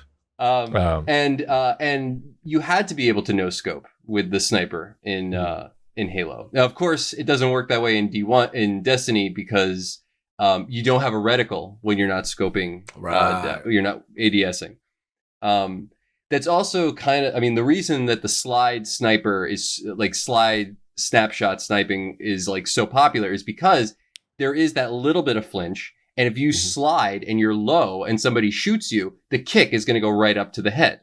So that's what they do. That little bit of kick goes right to the head. The auto aim picks it up, and that's it. And because you don't get knocked out, it's like it becomes actually really easy at that point. You just have to kind of get the rhythm. And it's like, it's funny enough, in D1, occasionally I would put out like a little bit of a montage. I was not. I didn't really promote them too much, but occasionally I put out a montage, and I would get comments all the time of like, "Why are you YYing so damn much?" And because I would just be constantly swapping out. I wouldn't ever ADS. I would just constantly be swapping my sniper back and forth, just YY, keeping my sniper going. Because in Halo, that was something you always wanted to kind of keep doing. Guys. Get it right. Right, yeah. And it would kind of bring you back up to a level point. Yeah, exactly. Why? And you'd want to always be able to have just that one button away. Right. To hit the body shot and then swap over to a DMR. You have one? I have one. Let me see how much dust is on there. Put it I back also on the have screen. this one. This one's actually a nice Put the one other too. one on. Put the other one on. You own one? Let me see that. I have an Xbox sitting upstairs. It's just my Hold media on, unit, let me dude. see. Let me see. Like you leaning into the camera can actually see Bring it to more. the I camera, love let me that. see. Yeah, hold on. Bring it close. I gotta see. I'm sorry, we got sidetracked. Continue. I broke Cognito there for a second. It's fun. I was shocked. I was like, that exists in your house? Continue. So I would get comments of like, why, you don't need to do that, man. Like, why are you doing that? And I'd be like, well, I'm checking my radar, or I'm trying to keep my reticle level. I'm trying to keep that sort of, there wasn't a reticle when you were hip firing, but like sort of, you could keep that sort of theoretical reticle right in the center of the screen. So that if you needed to if you came around a corner and there was somebody standing right there, you could kind of just swing on them and hopefully get a body shot, and then maybe a beat down with a sniper rifle. Yeah. Which was actually a little too easy to do in D1, if you ask me. But as far as what they've changed with the scopes, yes, I think the biggest problem, I don't actually see a problem with it. I think that I think it actually makes sense that longer range scopes have more auto aim. The problem I see with it is, I think Teddy said, is the maps. There's not really anything that has great sniper lanes. I mean, there's a few, but the maps just aren't laid out like that. And I don't know if it was they just had it in mind in D1. The whole perspective of D2 is so much different than D1. I mean, even the same maps that they've brought back, there's just a different scope to it. I don't know exactly what it is. Maybe it's just the difference between console and I've been playing on PC for so long. But yeah, I don't know if it's gonna solve the. I think it's gonna maybe cause more problems than they think it's solving. And I don't know what it does to sniper rifles overall in PvE. In PvE, or so, excuse me, in PvP. In PvE, I mean, I can't really even think of too many scenarios other than like Scourge of the Past or Garden of Salvation where you use a sniper for anything. Right. So, no, which I mean, think that. I'm sorry. Although I thought those were good. I thought those were good because you did it. The way you used them in those particular situations, but not enough of it. Yeah, I mean, I'll make it quick because we got a lot of other subcategories. I'm with E. I'm a little disappointed that we didn't get any PvE adjustment. That was my main takeaway from this because, snipers are not in a good place, in my opinion, in PvE, especially legendaries. You know what I'm saying? So that disappointed me. I understand this PvP change. Let's be real. If you want to use snipers in PvP, you want that low, that low scope, you want to be able to see everything. And I understand that trade-off when making the aim assist, you know what I'm saying, affected there. I agree with Teddy, like flinch was not discussed at all. So I'm like, okay, you know what I'm saying? So yeah, like this was really light. I was a little disappointed. I thought we would get more with snipers. So I guess to clarify, the aim assist reduction on low zoom scopes is technically a implicit nerf because most people use the low zoom, obviously. Yeah. Yes. So that could solve the problem of the aiming at the body, getting flinched, hitting the headshot. Right. I don't think it will, but I just to cover all bases. I agree. Yeah, I'm willing to give the guess benefit of the doubt there. And could I add one more thing? Sure. Just an interesting observation that I made, and nobody does this, but I did it one day. Has anybody actually ever used the Whisper of the Worm in PvP? I used to, way back. I've probably tried it once or twice just for entertainment value. It was actually pretty good back then, way back. It was. It still is. And actually, it's like my go-to when I'm playing Gambit. Because when you invade, if you have heavy with Whisper, it's sort of a double because it does do fairly good damage to bosses. Right. Not the best, but it's okay, especially if you're like using a well or you have a bubble or something, you get some sort of damage buff. But if you invade, that thing is like you just get near them and they are gone. It hits so hard too that like you can finish them off pretty quick, and they're already taking a little bit of damage. And it is in those maps. I actually think Gambit is actually more tailored to sniping when you're invading than the actual like Crucible maps in some ways, because there's just such a bigger scale to them, and you can sort of hide off in a corner, and when you come in, nobody knows exactly where you are. So I occasionally would take it into just regular Crucible, and you don't get that much opportunity to use it because you have to pick up the heavy ammo. But when you do, I would always get 3 kills with it very easily. And that has a very deep scope on it. Yes, very much so. Like that has a very long range scope. And I actually found it fairly easy to use. Yes. So I don't know. No, I agree. Like I said, time's going to tell, based on when we get in the sandbox and play with it. But, we'll see. What else we got? Cognito's going to be just tickled on this one. Auto rifles, 600 RPMs. We gave them a buff. When Season of the Worthy, we're pulling that back a little bit. Damage per bullet is reduced from currently 15.75 down to 14.25. Before the buff, it was 13.75. The other auto rifles are going to be about the same. So it was buffed by 2 damage per bullet, and now it's brought down by 1.5. Yeah, I don't know. That's Should I go? yeah. Okay. That's you, man. This is you. You hate autos. yeah. Just throw those things in the dirt, in the Listen, bushes. I don't hate autos. Oh, you but think they should? No, go ahead. I don't You hate can't them. lie. Come on, you are not a fan. I don't hate them. I just feel they should have their place. I just feel with the in the skill closet gap. or the bushes. Remember, Deej is listening, so you know. I know, DJ. Shout out to D. Listen, man. It's still gonna be good. It's still gonna be decent. But look, it was a fun run, and I'm glad it's being peeled back. At the end of the day, I always feel my only beef with autos is just as far as the skill, as far as using another weapon. I feel it's easy to just hold down on the button and just point in the general direction and get your kills. And that, bothered me slightly. Yes, that it was ruling the meta. Now, in your defense, E, autos haven't had time to shine for a while. So I let it go. My main issue was 5 damn years. Yes. So I agree. For your auto lovers, this was your run. You had a good, season and a half or whatever it's been to rock out. And you're done. No. And my issue was hard light. Like, I really didn't like when the hard light, I knew what was going to happen with that damn gun and the ricochet and the no drop off. And that bothered me. So it was really, my vitriol was really hard light. 600s, I don't mind. I got a good forward path. I got a good knowing hunger roll. My summoner is beast. Like 600s, if I go lie, I feel decent to use them now. Every once in a while. Now the thing is going to be with this pullback. How does that now meet with hand cannons? I'm very curious now with the hierarchy, especially with these the damage per bullet. So we're gonna see the time to kill, how much it adjusts. I guess the other pieces, there's a lot of auto rifle. These are the auto rifles that are used and they're bringing them down, but it's not like the others get a lot of use. Right. The slow, the aggressive auto rifles, those don't get a whole lot to make them any better than they already are, which they're not getting used. It's not like, hey, 600s are really good, but I can still go toe to toe with other auto rifles. The others ones aren't great. So just the fact that they brought this one down, but they untouched the others, I guess we'll have to see it. But I don't expect, I know 450s, does it go down to even slower than 450s for autos? Like, there's a 320.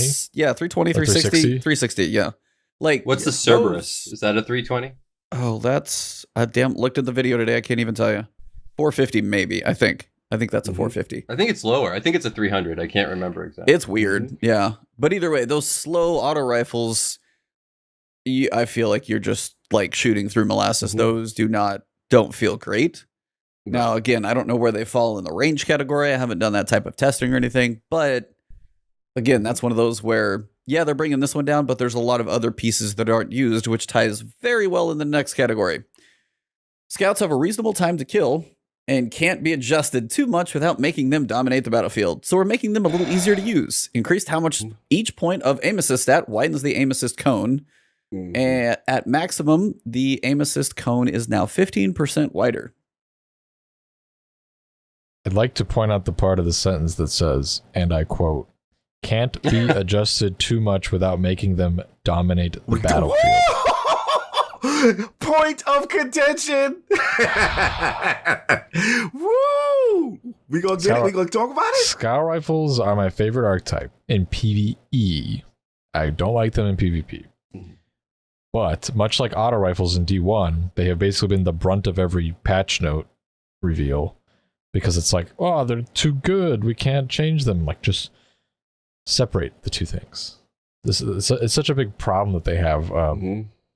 And on the one hand, I sort of understand the disdain or dislike of like someone standing at the back of the map and picking you off, and you there's no counterplay to that if you're not also using a scout rifle. Right. And I think that's kind of where their mindset is at when it comes to these guns.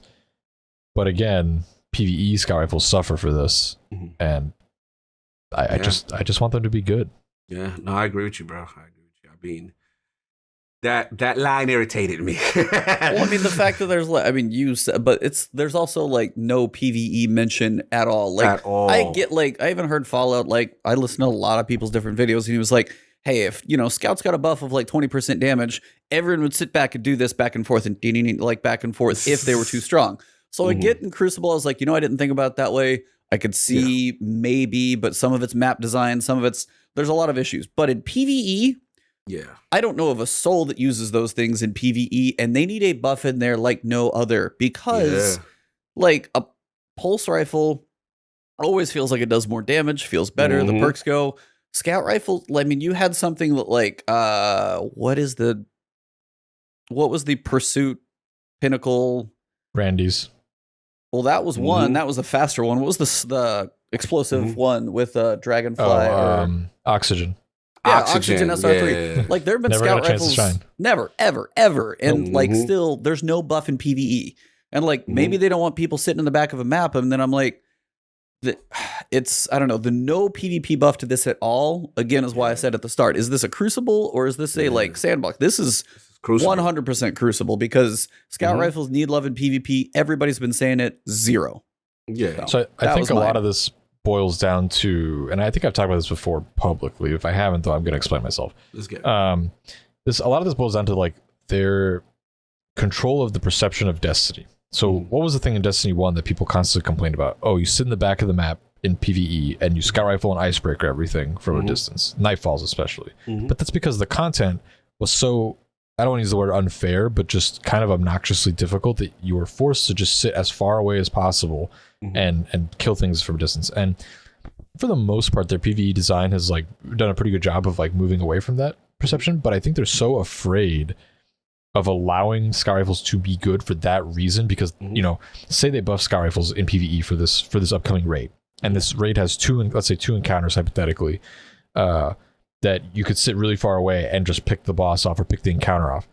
That looks boring on stream, and that perception is really bad. And so I think they definitely are fully aware of this and how they approach this problem. It's the same thing in Crucible. Like, remember how much we complained in year 1 of Destiny 2 about like, oh, I'm just getting picked off by Mida from a distance and there's no counterplay. And they're so careful in controlling that I feel like this archetype specifically, or this gun, is that reflection of that philosophy. The only point, before I give it to Scream, the only point I want to get is that I feel so bad for scouts because, again, PvE especially, right? My thing is, if they're not going to like, we're going to introduce a whole new line of scouts, right? Because a lot of stuff is being sunset. The only thing is we know Night Watch is coming forward for the most part. Like, that archetype better have the most damage increasing perks going. Like, you know what I'm saying? To counter that, you know what I'm saying? They got to do something, because that part that frustrated. I was playing PvP this week, and what was I forgot what I was using. I think I was using, I'm using Cold Denial, right? Which is a great hard hitting pulse. I got a God roll on it right now. It's beast, and I'm playing distance. How, in theory, in my mind, how I should be playing with a scout, right? That distance, whatever, and pulse, it's doing its thing. Cold Denial, I'm out dueling people. It's beautiful. And then I was fighting a guy. I was playing Breakthrough, whatever stupid thing they required me to play this week. And I was playing a guy, and what's the new kinetic bow? Slab? Hungering, is it? Oh, yeah, I know what you're talking about. Yeah, the big giant tablecloth, like the big table. Yeah. I was in a long distance shootout with a guy who had this bow. And I was like, part of me was like, yo, that's impressive that bows can compete at that range, right? Bows are good, but they make scouts useless. And I'm like, this is effective, but scouts can't get no love? Like, it boggles me that Whispering Slat, thank you, Sandy. Yeah, it's like, oh, wow, I didn't even know that they had that kind of a play. Like that level of effect. And to me, that's a skill weapon. So it's like, man, scouts, man, like they really need something, man. I get it. Teddy, you're making fantastic points as to why they won't do it. And I get it. But you've killed an entire archetype, guys. Like, no one's using these. Who's using them? Even Randy's for a minute was hot, but it's like... That's momentum control bounty gun. That's what that most is. No, I guess in their defense, the TWAB, typically when they do these preview TWABs, they don't actually give us all the info, even within the things that they are revealing. Yeah. And the numbers that they're giving us for a lot of these guns are strictly PvP numbers. So my guess is there are PvE changes. They just haven't talked about it yet. Yeah. Or they'll probably save it for the patch notes. But it is a little like, why don't you're already giving us a Sandbox update. Just throw it all in there. Like the numbers are already set in stone. Like you've already gone to that point. So this is another case of like, they're withholding information, presumably. I don't know for sure. I'm assuming, but it's annoying. It's my favorite gun. Just make them good for once. I know. I was like, I've used a bow in every dungeon for some thing or another. And literally, if I can use a bow, theoretically, a scout should also be functional in that same place. Not quite as giant of a magazine, still hits pretty hard from range, pretty accurate for the single shots that I need. But like, I feel like a scout rifle needs to 3-tap a red bar, and I'm like, why? Why? Like, what? No. Yeah. So like, that's, like, hopefully there's more to these patch notes. I guess that's like maybe the silver lining we'll get. But believe me, the next one's going to make it even better. But Scream, you got any thoughts about scouts? Or we pretty much hammer that home? My only thing that I would add is like, I played in the beginning of D2 when Mida was the meta. Yeah. Mida meta. I actually, the Mida meta. The thing that I always found that was sort of unfair about it was that one, it was very hard to miss a headshot. Right. You know, like you could. It was very easy to find the precision point and just pop, pop, pop, pop, pop. They were dead. And it was so fast, you know. And it also had the intrinsic perk that would, what would that do? It would stagger them a bit. High calorons. Yeah. Yeah. Oh yeah. Which high caliber. Which they removed from the gun in D1, and they brought it back in D2. Yes. Good point. Forgot about that. So I always kind of thought that scouts, sort of like hand cannons in a way, there needs to be more of a and I think, you know, I don't know if this is a specific comment for scouts or just in general. I always thought that there needs to be a bigger divide between precision damage and non-precision damage. If I hit you in the like head, Halo. Yes. You mean the game that they made? Continue. I always found that it was either too easy to hit the head or it didn't matter.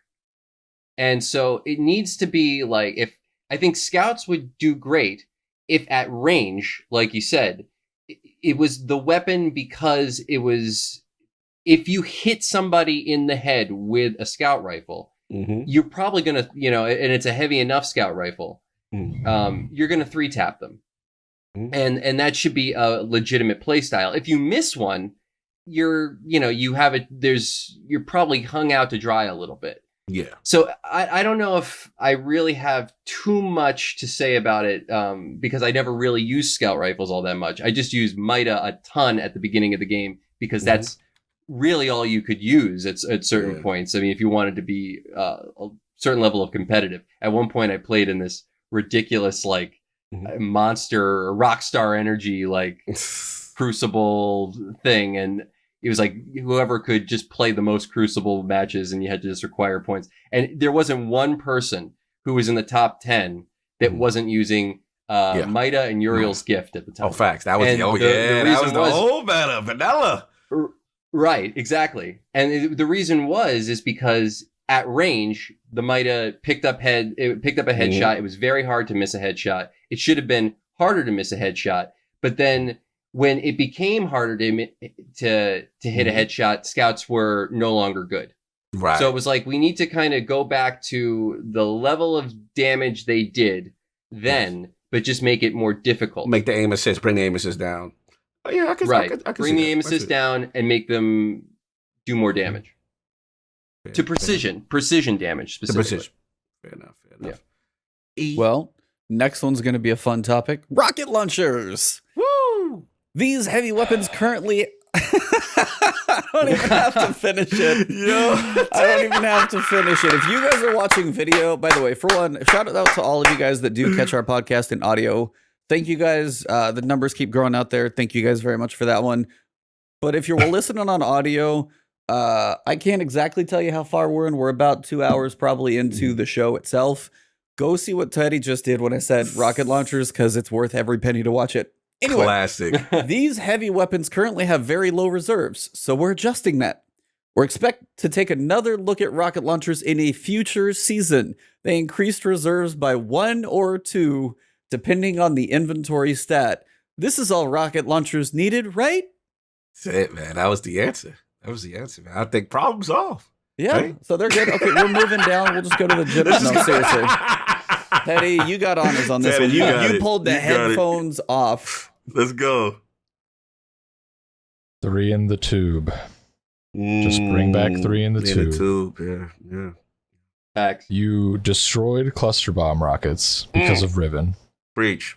which people were only using them for that. I guess you could argue Callus in your 1-2, but Yeah. that's just cluster bomb rockets are just good. Mm-hmm. Then nobody was using them. Grenade launchers effectively are just a better version of them with Facts. more ammo, and I don't have to Yes. reload constantly. Yes. And rockets were good because auto reloading was a problem. Not auto reloading holster, but like barricade and rifts. That got destroyed last year, so Yeah. I don't see why we can't have 2 rockets in Yes. the tube. Especially with the damage. And I think there's some exceptions to this, like Wardcliff coil. Obviously, you can't have. I mean, that's just it's a special rocket launcher. But like, Right. what's the Gambit one? Oh, I know what you're talking about. The one that Drifter gives you. That's or my that you can baby. pick up. I know what you're talking about. Bad Omens. Bad Omens, Omens. thank you. Yeah, that's my baby. Why can't that have 2 in the tube? Yeah. I agree. What's the problem? I agree. The problem. I mean, reserve increase. That's a good thing. Okay, cool. But like, Yeah. but there's more issues that the archetype has. Mm-hmm. And especially because the heavy slot is such a contentious slot, like I'm only going to put on what gives me for PvE, what gives me the most DPS, and rockets just don't cut it in any way because grenade launchers are just a better version of Facts. rockets. Facts.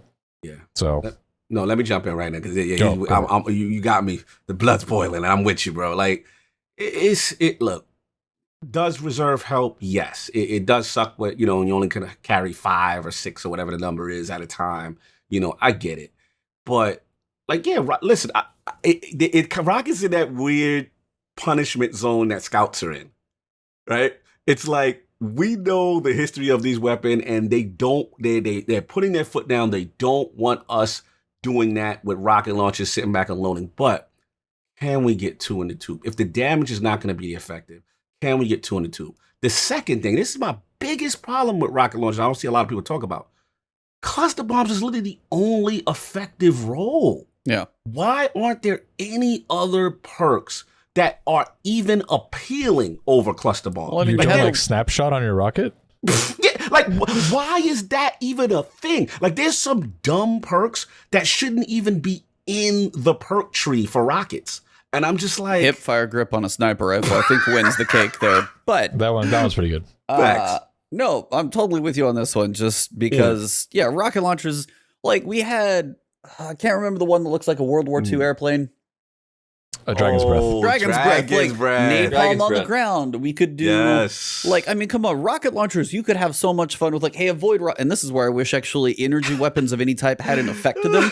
Avoid rocket launcher, black hole, arc rocket launcher, lightning storm. Like, you could have fun with the rocket launchers and make them unique in that way, at least to give them something. But yeah, the whole biggest thing is why they're not used in PvE, as you said, is it's DPS. Like, Bruh. you shoot one out, it doesn't do that much damage, has the travel time, you're like, hold on, let me set it down, let me unpack, have my lunch first, okay, I'm done with my lunch, let me pick it back up, take the shell out, put the other one back in, okay, I'm ready to fire again. Oh, you went through 50 shots of every other gun in the entire game? Yeah. And it doesn't even hit that hard for that level That's of, my point. Like, if it's going to be like that in a PvE boss, it should hit that thing for like 200,000 damage because it takes 6 years to use one rocket. Go.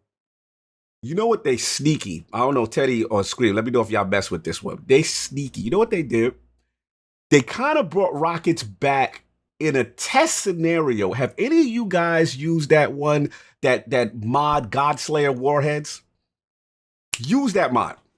Godslayer Warheads, it takes about 4 or 5 energy in your solar. I believe it's a Dawn mod or, an Arrivals mod. I think it right? buffed it some, right? Bro, shout out to Dakota in the chat. If you use Two-Tailed Fox or any really usually the ones with cluster bombs is kind of glitch, so don't use something with cluster bombs.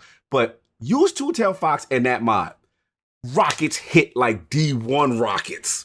And I'm like, I see what y'all doing. Y'all slick. You know what I'm saying? They don't want it to be what it was. And the only time you get is if you put on that mod. That's the only thing I will say. But in general, I'll give it back to you, E. My main issue is those damn perks, man. There's no perk diversity. There's no firing line. Or even linear's got cool little things like firing line, stuff like that. Though, so don't give them too much terrible credit. too. We'll get into that. I shouldn't. Yeah, you're right. But like every other archetype has like more perk diversity that's effective, and it's like this one class has not gotten a rework, and I'm like, this is the answer. More reserves, but I digress. Continue. No, that's mostly all I got. Everybody is like, hey, rocket launchers don't get that much use. And as you're saying, there may be one charged with light mod that could potentially, if you get the double, triple stack, and it actually has a function of like one rocket where you get to use it. What happens to the second rocket you fire? Is it all of them? Is it one? I'm asking you. When you have that charge with light, like perk, is it just one rocket and then it uses all right, so the charge? basically how it works is, so the minute you acquire charge from light, it's basically turning it into a D1. That one shot is going to turn it into, right. So but let's say you have 4 charge. So basically you're going to have to stack. You run like a supercharged mod so you can have more charge with lights. And then each, it's called Godslayer warheads. Each one of those that you shoot, it hits like a you'll melt bosses. It is really effective in how I feel like rockets should be, but they want you to use that. Pair that with like Deathbringer or Wardcliff Coil or something like that. It's maybe. Still glitchy with specialized rockets. Like Deathbringers the ones that are fun? Okay, cool. Yeah, the fun stuff, no. But like you want to do something cool? Yeah, no. Take something boring. The only one that's fun is Two-Tailed Fox. I've used that effectively. I think, shout out, it may be Cool Guy who has a video. It's a couple, maybe 1 or 2 content creators I've seen with a video with it. Because I was like, oh, wait a minute. This is a rocket mod for Season of Arrivals. And I was like, all right, let me try it. And it's very effective. You know what I'm saying? But yeah, Scream, I don't know if you've messed with it a little bit, if you've seen it, but it's pretty fun. The only rocket launcher I ever use, I think it's Deathbringer, the one that has the rain from the above. node and then that's the only one that I ever found to be effective in any way. Just because you could hide different places, and if you were good enough, you could sort of send that thing out and then detonate it, and then everything else would track to whatever you were doing, or where you were trying to kill. Other than that, I think that rockets need to serve the place that swords do right now. I think swords are, they're a little. I mean, they're getting a debuff going into Beyond Light, which I think is needed. I think the Falling Guillotine has just become too much of a thing. Like, I mean, I use it all the time because it's just such a thing. Yeah. I think 2 in the chamber would be very good. Or maybe at least like is there a fast reload mod that I'm just blanking on that you can put on there that like increases reload you're looking speed at like of rocket Rally launcher? Barricade or Lunafaction boots, but I mean, there's no specific mod that makes those things go much better than they are.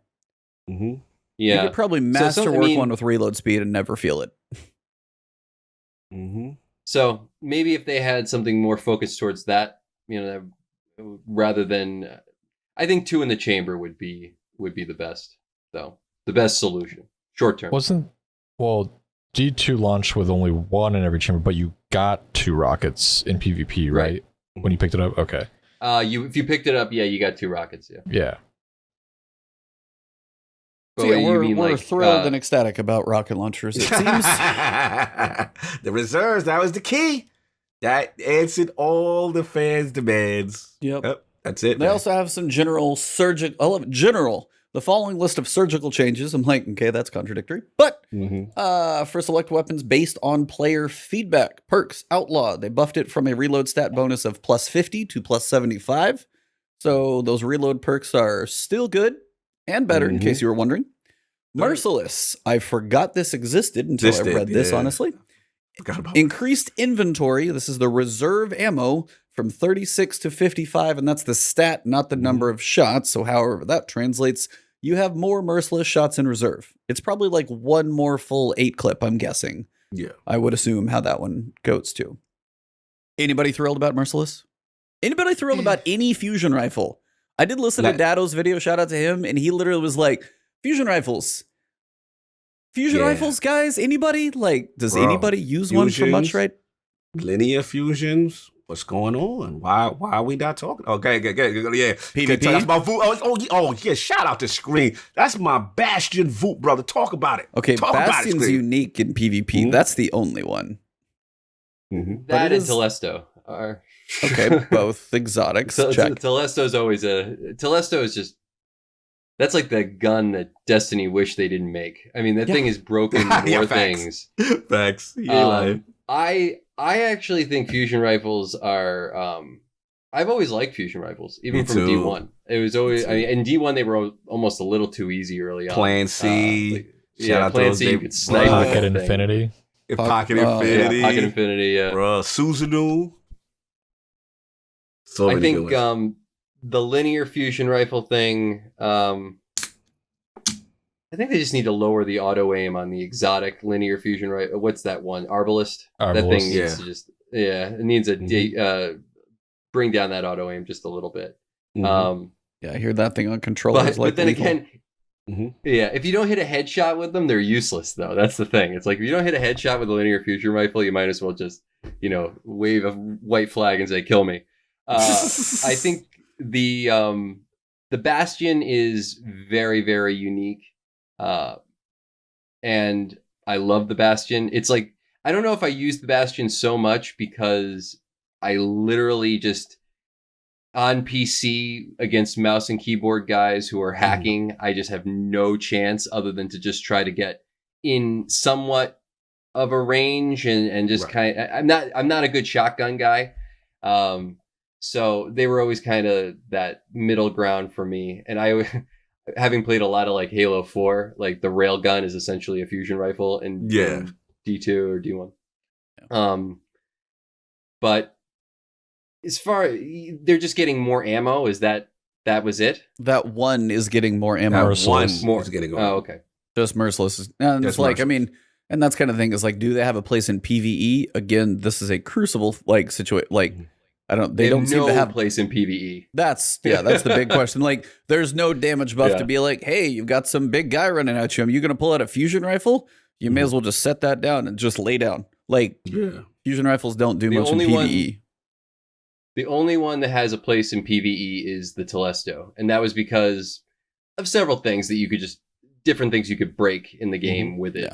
I mean, even paired with other exotics like, was it Worm God's Caress, the gauntlets for the Titan?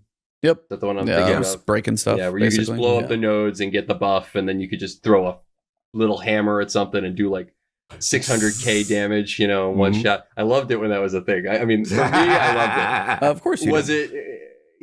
But is it a good thing? No. So yeah, I think I wish they had I wish they had like an actual like purpose, and it might just be like give some encounter, like maybe a dungeon or a specific nightfall that like having a fusion rifle just is tops. Just one. Even if it was just one, I think that would go a long way. Yeah. Shout out to Gordon Gartrell. I love the name. That's a great Cosby Show reference. Preach, brother. Loaded question. That was my baby. Yeah, loaded question.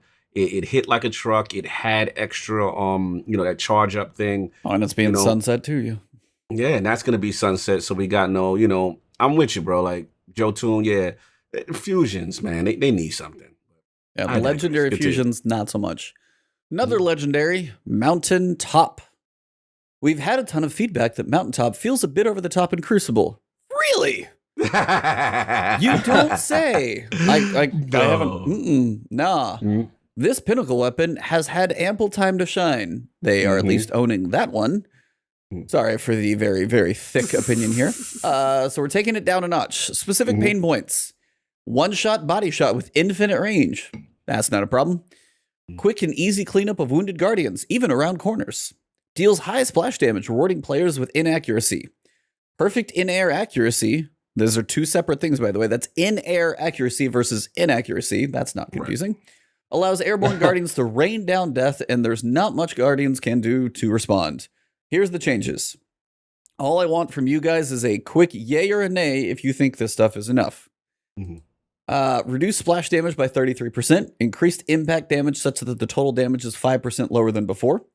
Reduced projectile velocity multiplier of micro missile from 1.4 to 1.2. So it's 20% faster instead of 40% faster. Reduced in-air accuracy, now significant projectile air while in air, 7 degrees of in-air accuracy without Icarus grip, substantially less with Icarus grip. Is this enough to take it out of its reign in literal terror? Needs more. Needs more. Needs more nerf. Just I've burn been it to the ground.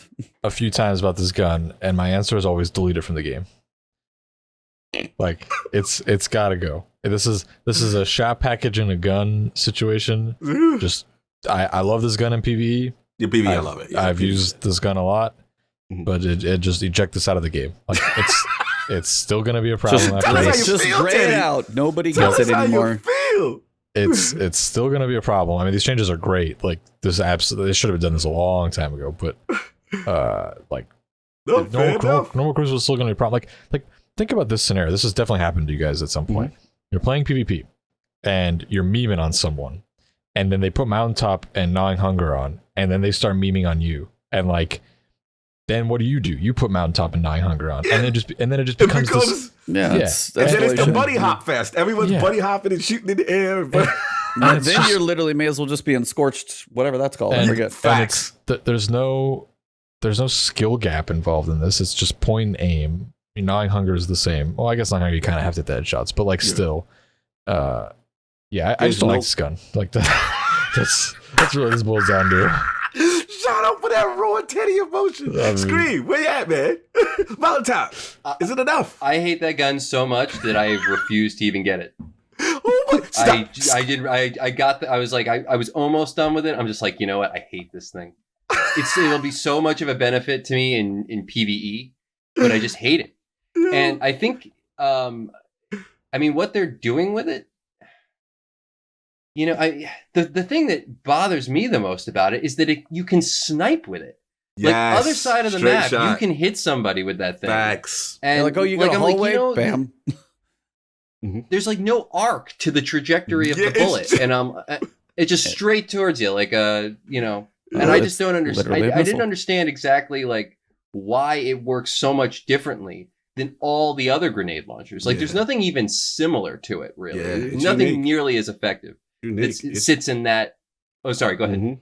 No. It's unique. You're nailing it. I think for me, my biggest frustration is the counterplay. There's not much counterplay. Like the thing that bothers me is I'll fight. No, just shout out to the hunters. I gotta come for y'all right now. But I'll fight a 3-stacking trials of hunters with this thing. They're all bunny hopping around, rolling and doing it. And then the thing that pisses me off is even like you have to now mentally think you're gonna get hit with this micro missile. Jump, but the splash damage is so big. So even if you somehow survive the initial shot, they just switch to their auto and clean you up, and it's all like you have no counterplay. And that's my main thing. Shout out to Dado. He has a hilarious video about this. But yeah, man, I'm with you, Screen. I'll give it back to you. But it's just like that's the part about it. And I for PvE, it was part of the God loadout. You know what I'm saying? Yeah. We know what it was, y'all. You had your Anarchy, you had your Recluse, you had your Mountaintop. We understand that was a thing. That part I'll miss.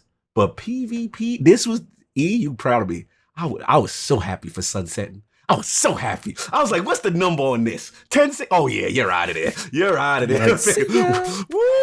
I was so sunsetting couldn't have come at a better time for you, Mountain.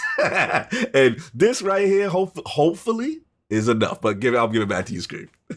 Well, it's just here's every Trials game that I've ever gone into. The Hunter. Jump, shoot. Jump, shoot. Oh, roll, God. Jump, shoot. Roll, jump, shoot. It's just so annoying. And actually, here's a question I have for you guys, because I don't have the weapon. I just never wanted to get it. And I think I'm correct in that it has a hip fire reticle on it. Mm-hmm. It does. Get that out of there. Get it away. If you want to really change the gun, get rid of the hip fire reticle. Because that is what makes it infuriating. When you can it's easier to hip fire with that gun than it is to ADS with it. If you had to ADS to get a good long range shot. Good point. Okay. All those other debuffs accompanied with that, it would make it a fairly reasonable end game weapon. I mean, it is an end game, it is a pinnacle. So, it should be better than other things, but it shouldn't just be better than everything. It should just be better than everything in its category. So every, primary grenade launcher, I could see it being the best of those. Special grenade launcher, excuse me. But yeah, if you got rid of the hipfire reticle and you actually made it somewhat skillful, then I could understand it. But I just didn't understand what went into the thinking of that. I almost feel like the guys who play PvP at Bungie just, if they get a kill with something, I don't know if they're just not that good at PvP, but it's like whatever they get a kill with, they're like, this is it. We're going all the way. Look, man, we can go flawless in our own game with this weapon. I don't know. Look, man, I gotta give it to you. This is it looks like we're all bonding at the death of this weapon. Oh no, I mean, there's a lot of people that are happy that this thing's going, and I think we all agree, which is a good thing. There's a couple of these I'm gonna lump together, 2 points, and then we still got to talk about Trials Adept. And we got a long show. Thank you guys all for hanging with us. Hopefully you enjoy. We got a lot to talk about, and we got a lot of good opinions, so it's fun. Mida multi-tool, Mida mini-tool. The mini-tool is getting its like Mida synergy, making an intrinsic perk. It's going to get hipfire grip and kill clip. Seems reasonable. Sturm and Drang. Drang is going to get together forever. That similar perk that works with Sturm. Intrinsic, it's going to get accurized rounds and moving target. Also good.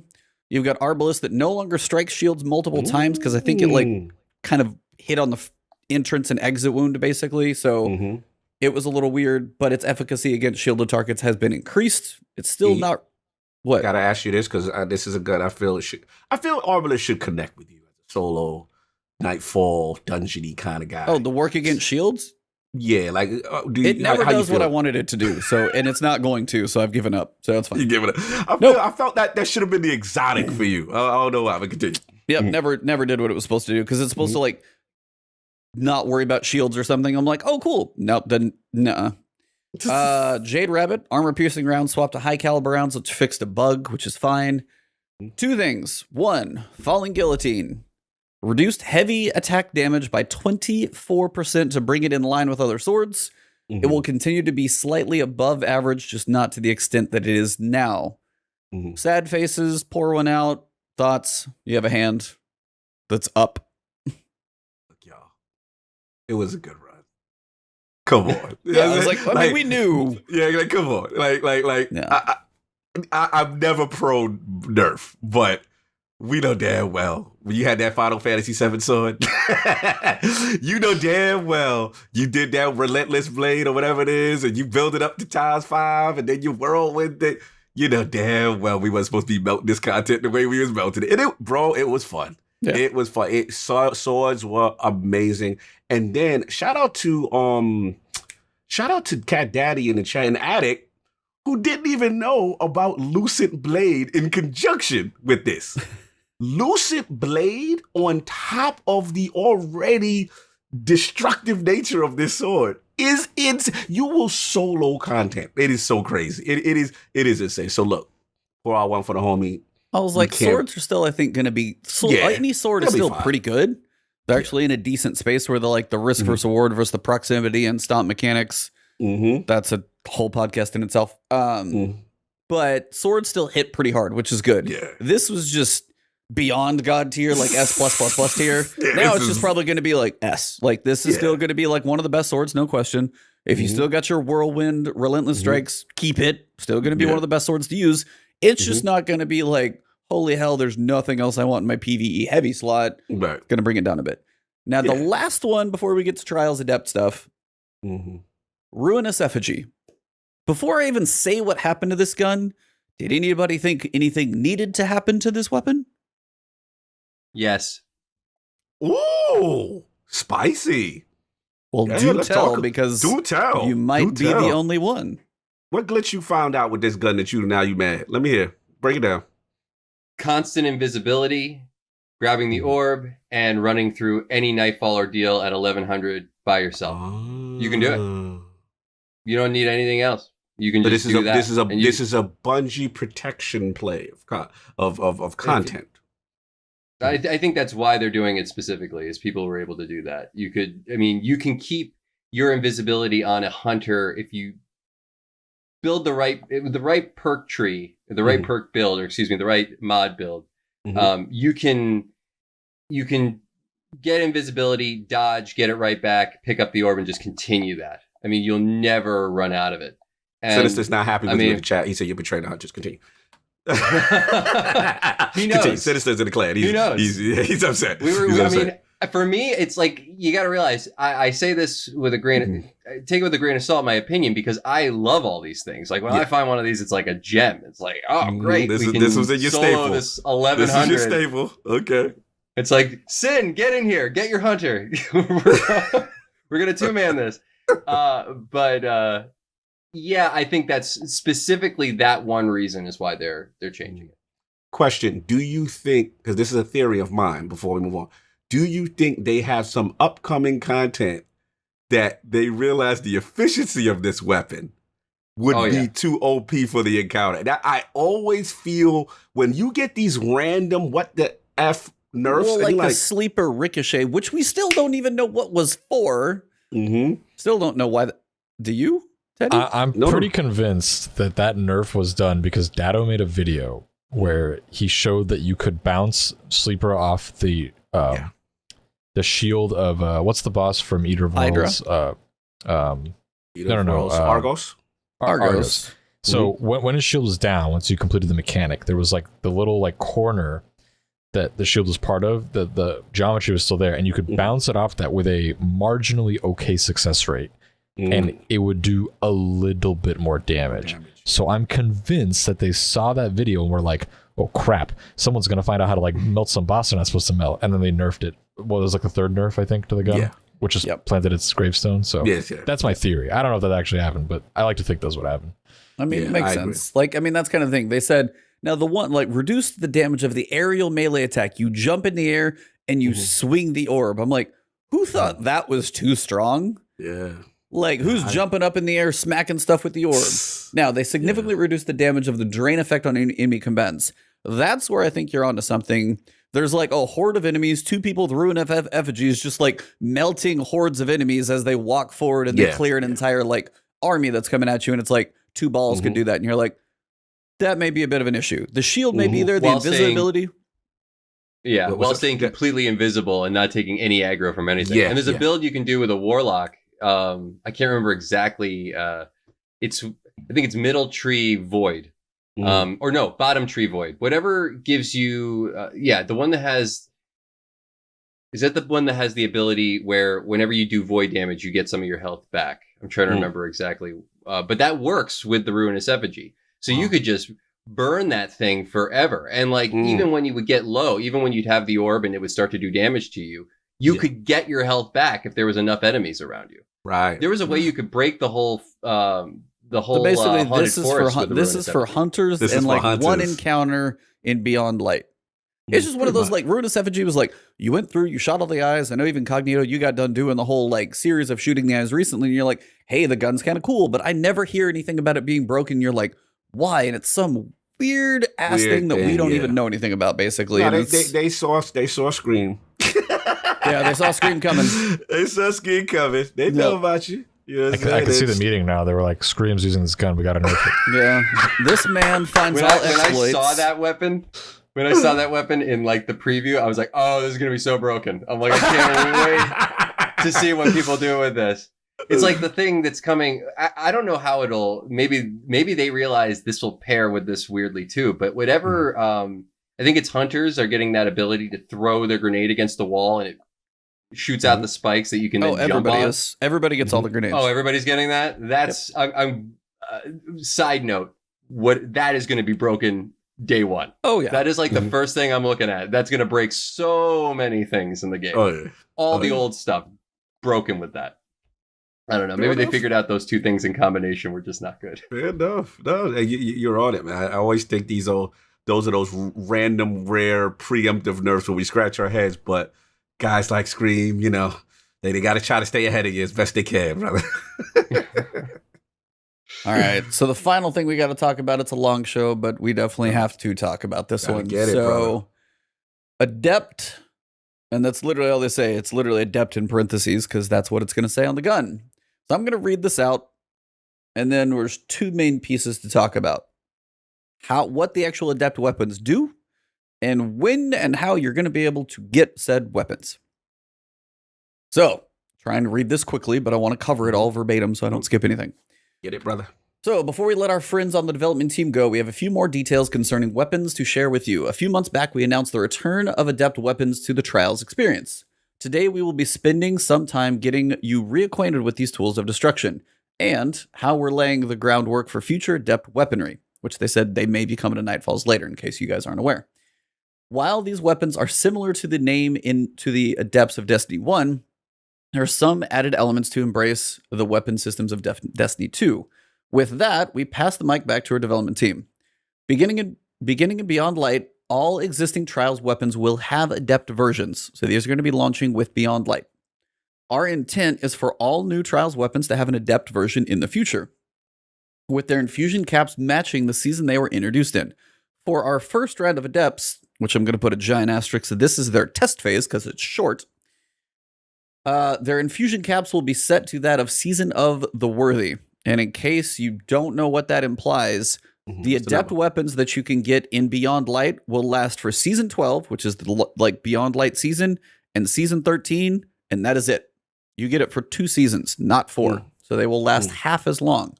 Additionally, we will be introducing Adept weapon mods into the Sandbox in Beyond Light, which can only be applied to Adept weaponry. Here's how Adept weapons differ from the base weapons. Master working an Adept weapon grants additional stats, plus 10 for the primary stat, so if it's range, you get plus 10 to range, but it also gives plus 3 for the alternate stats, which I'm guessing is the other masterworking alternate stats that you can have. I'll ask you guys here in a second. Adept weapons can use either a standard weapon mod, take barrier, extended mag, whatever, or a new Adept weapon mod earned when going flawless. So the Adept mods do come from the flawless chest. So do the Adept weapons as well. A unique Adept shader has been made for these weapons. Note these shaders are not awarded as consumable, and so they're the only weapons that can look this way. Adept weapon mods come in 2 varieties. Weapon stat boosts, which each of will grant a plus 10 to a particular stat in the same way Masterwork does. So if you have a weapon that has plus 10 Masterworked, you can also take an Adept mod and put another plus 10 on that as well. Some versions of these existing mods grant an improved bonus, but with a downside. Adept Mag, for example, is plus 40 to the magazine stat, but minus 20 to handling, versus, say, Backup Mag, which is a general mod for everybody, it's plus 30 to the stat. Final piece is acquisition. To earn Adept weapons and weapon mods, players must complete a Flawless Trials passage and open the Flawless chest at the Lighthouse. Each week, a different Adept mod can drop from the Flawless chest. Adept weapon mods will be on a weekly rotation, so a given mod may not make its appearance until later in the season. The mod is unlocked for use on owned Adept weapons when acquired, so if you have 6 Adept weapons and you get the mod, you can use it on any of them. Adept weapons will be available from the Flawless chest on a bi-weekly basis, alternating with armor drops. The first weapon acquired on a given week is a pinnacle drop. Adept weapons will be on a set rotation, so players may continue to earn alternate rolls on a specific Adept weapons when completing Flawless passages throughout a given weekend. I'm trying to see if there's anything important down in the bottom. As you can see, for those who reach the Lighthouse, your loot is about to get more spicy. While Adept rewards are coming first, we also have a Trials armor refresh planned for a future season after the Stardust has settled from Beyond Light. So that pretty much sums up Adept weapons for the information. So the first one is, what do you guys think about the actual Adept weapons functionality? Like, what is going to set them apart when you go and you get that Adept weapon from the chest? Is it going to be worth it to you guys? Do you guys think this makes them worth the 7 flawless wins? Come on, Trials gang, talk to me. Go ahead, Scream or Cognito. How's the Scream go? I think it's gonna really come down to how it plays, how it feels. I mean, I think because there's been things like this in the past, right? Like, and it all depends on, at the end of the day, is this weapon really feel that much better than everything else. Because there's some times where, like, you know, think about how many weapons in the game right now there have been in the past where you could go and get like a white weapon from the beginning of the game, and it was still as usable in Crucible as other things. I mean, like, what was it, the Farah? I used to use that thing forever. And it just, because it felt good. When you shot it, the way it sounded, the way it handled, it all felt good. And I think, you know, I honestly think that this is good because it sounds like they're really trying to make Trials feel worth it.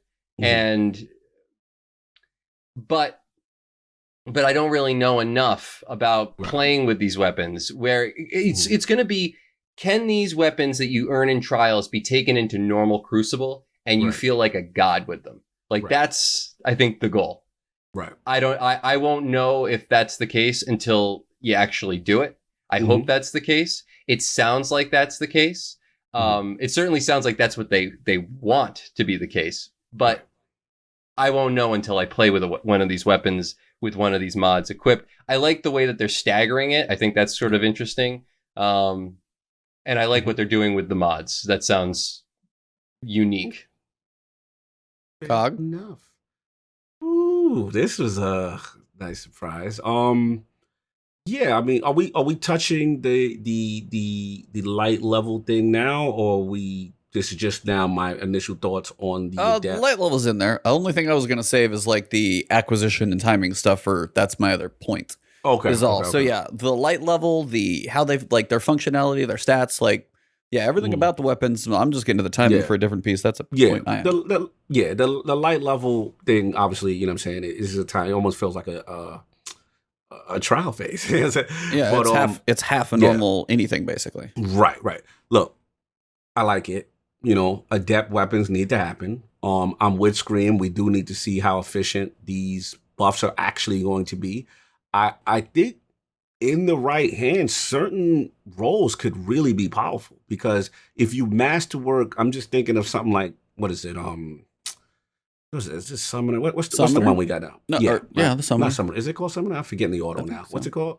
The Summoner. Yeah. Right. Okay. So if I get a master with a +10, you know, and then you got +3 on alternate stats, then you got another mod that in a sense could be stacked on top of that, because I'm not seeing anything where they say you can't have these combinations. Seems like it should.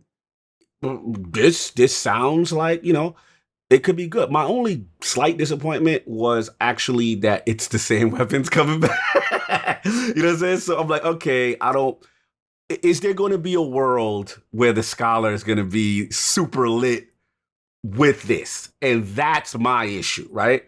Because let's be real, us Trials guys here, right? It's Astral Horizon, it's Summoner. I mean, is the rocket kinda? Yeah, kinda. Is the rocket launcher making you jump for joy? Is the fusion making you jump out the window? Not necessary. Maybe right? out the window, not for joy.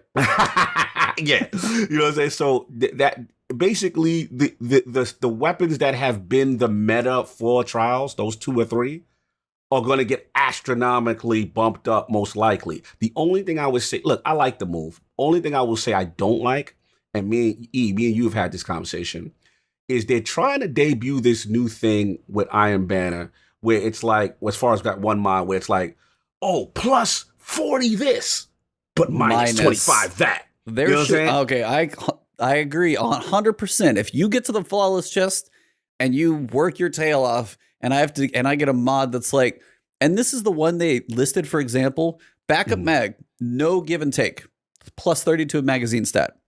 Now that's not 30 bullets. That's just like the stat, however it works with said gun. Adept mag is literally, so we're going like 33% more magazine, whatever that is. Could be 1 bullet, 6, 8, who knows? But you're dropping 20 handling. When they do these drops on anything in this game, it's like 10 or 20. You're losing 10 strength, which is a whole like level. You're losing 20 handling. That's a fifth of a gun. That gun feels a lot slower to bring out and take out for like, what is that going to be? 1 or 2 more bullets? Like that Adept mag already feels like it's terrible. In my mind, That like I'm with you. Yeah. if you want a magazine, go with backup mag because Right. the give and take Like- doesn't feel worth it. When I see those type of things, it deterred me from Iron Banner. That when it was those guns that came with those guns, they were- iron whatever. Yeah, iron this and iron that, and I was just like, The whatever. stability's like yeah, like for me, all that is going to incentivize me is to play the week that the mod is a flat number, even if it's a little less, where I don't have that negative impact so much. You know what I'm saying? So that's it. Look, I do say I love the fact that the shader camber broke down. I know it's stupid, but I like that. No, but honestly, like I just don't think it should be a shader. They should just intrinsically be that color. Yeah. Not that it's a specific shader that comes on. The adept weapon should look like that. Then you can shade them how you want to. Right. Because No, I if just you like the if you fact feel that like nobody shading can it, get that you shit. can't get it back. Right. I just like the fact this is just bullshit talk now. Yeah. I just like the fact no one can get that. No, like no, you can't get that. Yeah, it's Get like into some my way to house. set them apart Yeah. by look. Absolutely, that's totally fine. 100%. Look, overall, I sound like I'm complaining. This is, in my opinion, the step in the right direction. We needed adept weapons. We needed this to go. I get slight little disappointed to say weapons. Slight little disappointment about that one particular mod with, this extreme, variable thing.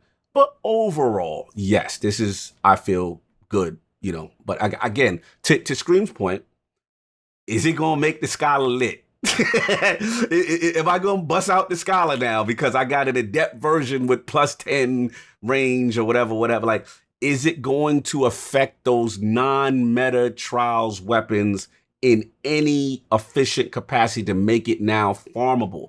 That's the question. That to me has to be answered. And I'm not sure. Right now I'm leaning to probably not. But in fairness, I need to get a hold of it and then see. But let's say somebody has a summoner right now that has a good roll and it's got a range masterwork.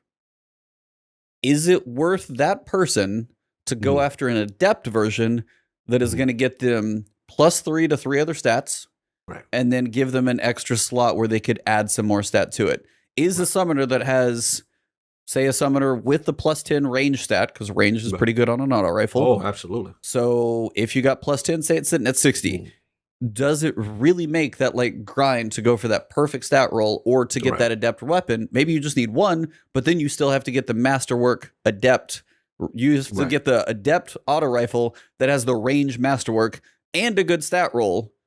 And then you can put that range mod on top of it. Is that worth it? And is it worth the material grind to masterwork all of that? To only have it last for another exact. That's the issue. Because these are, I was going to say, and that ties in perfectly to what the other point is when you can get these things. We don't know how long these seasons are going to be. Theoretically, by this, it makes me feel like it's going to be about 12 weeks, or it feels like it almost has to be.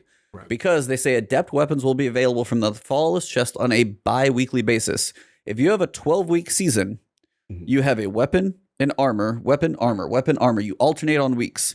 Say the summoner is on week 11 of season of Beyond Light. When you get that adept summoner with that god roll, it's going to be usable in in-game content for 3 months. Are you going to want to dump the cores and everything on that? Now, maybe if you're playing a lot of trials, you might be swimming in cores. Maybe you do it. But again, as that's that test period, whatever's at the end of this upcoming season is going to have a very, very short lifespan. And you have weapons on every other week.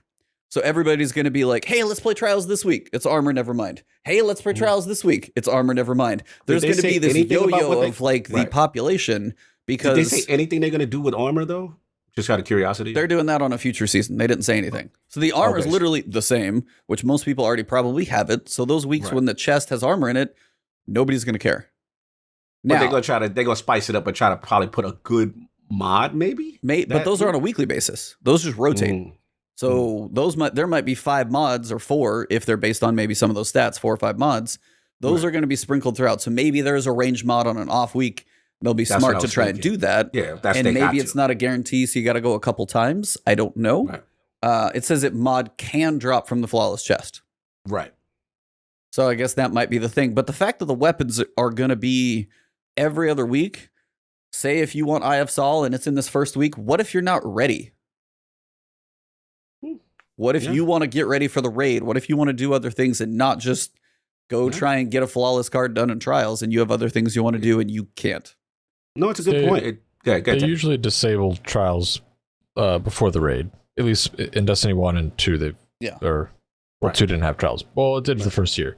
Right. They'll usually disable trials Before the raid. until after the raid comes out. Which They also haven't said that, but which still makes me wonder like how the season dates are going to go on this one because if this is maybe because then we have the big raid launching, maybe this season is longer, maybe they shorten some of the future seasons if they like condense the again a lot of stuff we still don't know, but the fact that it's like likely you're going to get a probably one chance at most of these. There's one weekend, so if you want Astral Horizons Adept, but it's on like the 9th week or something like that.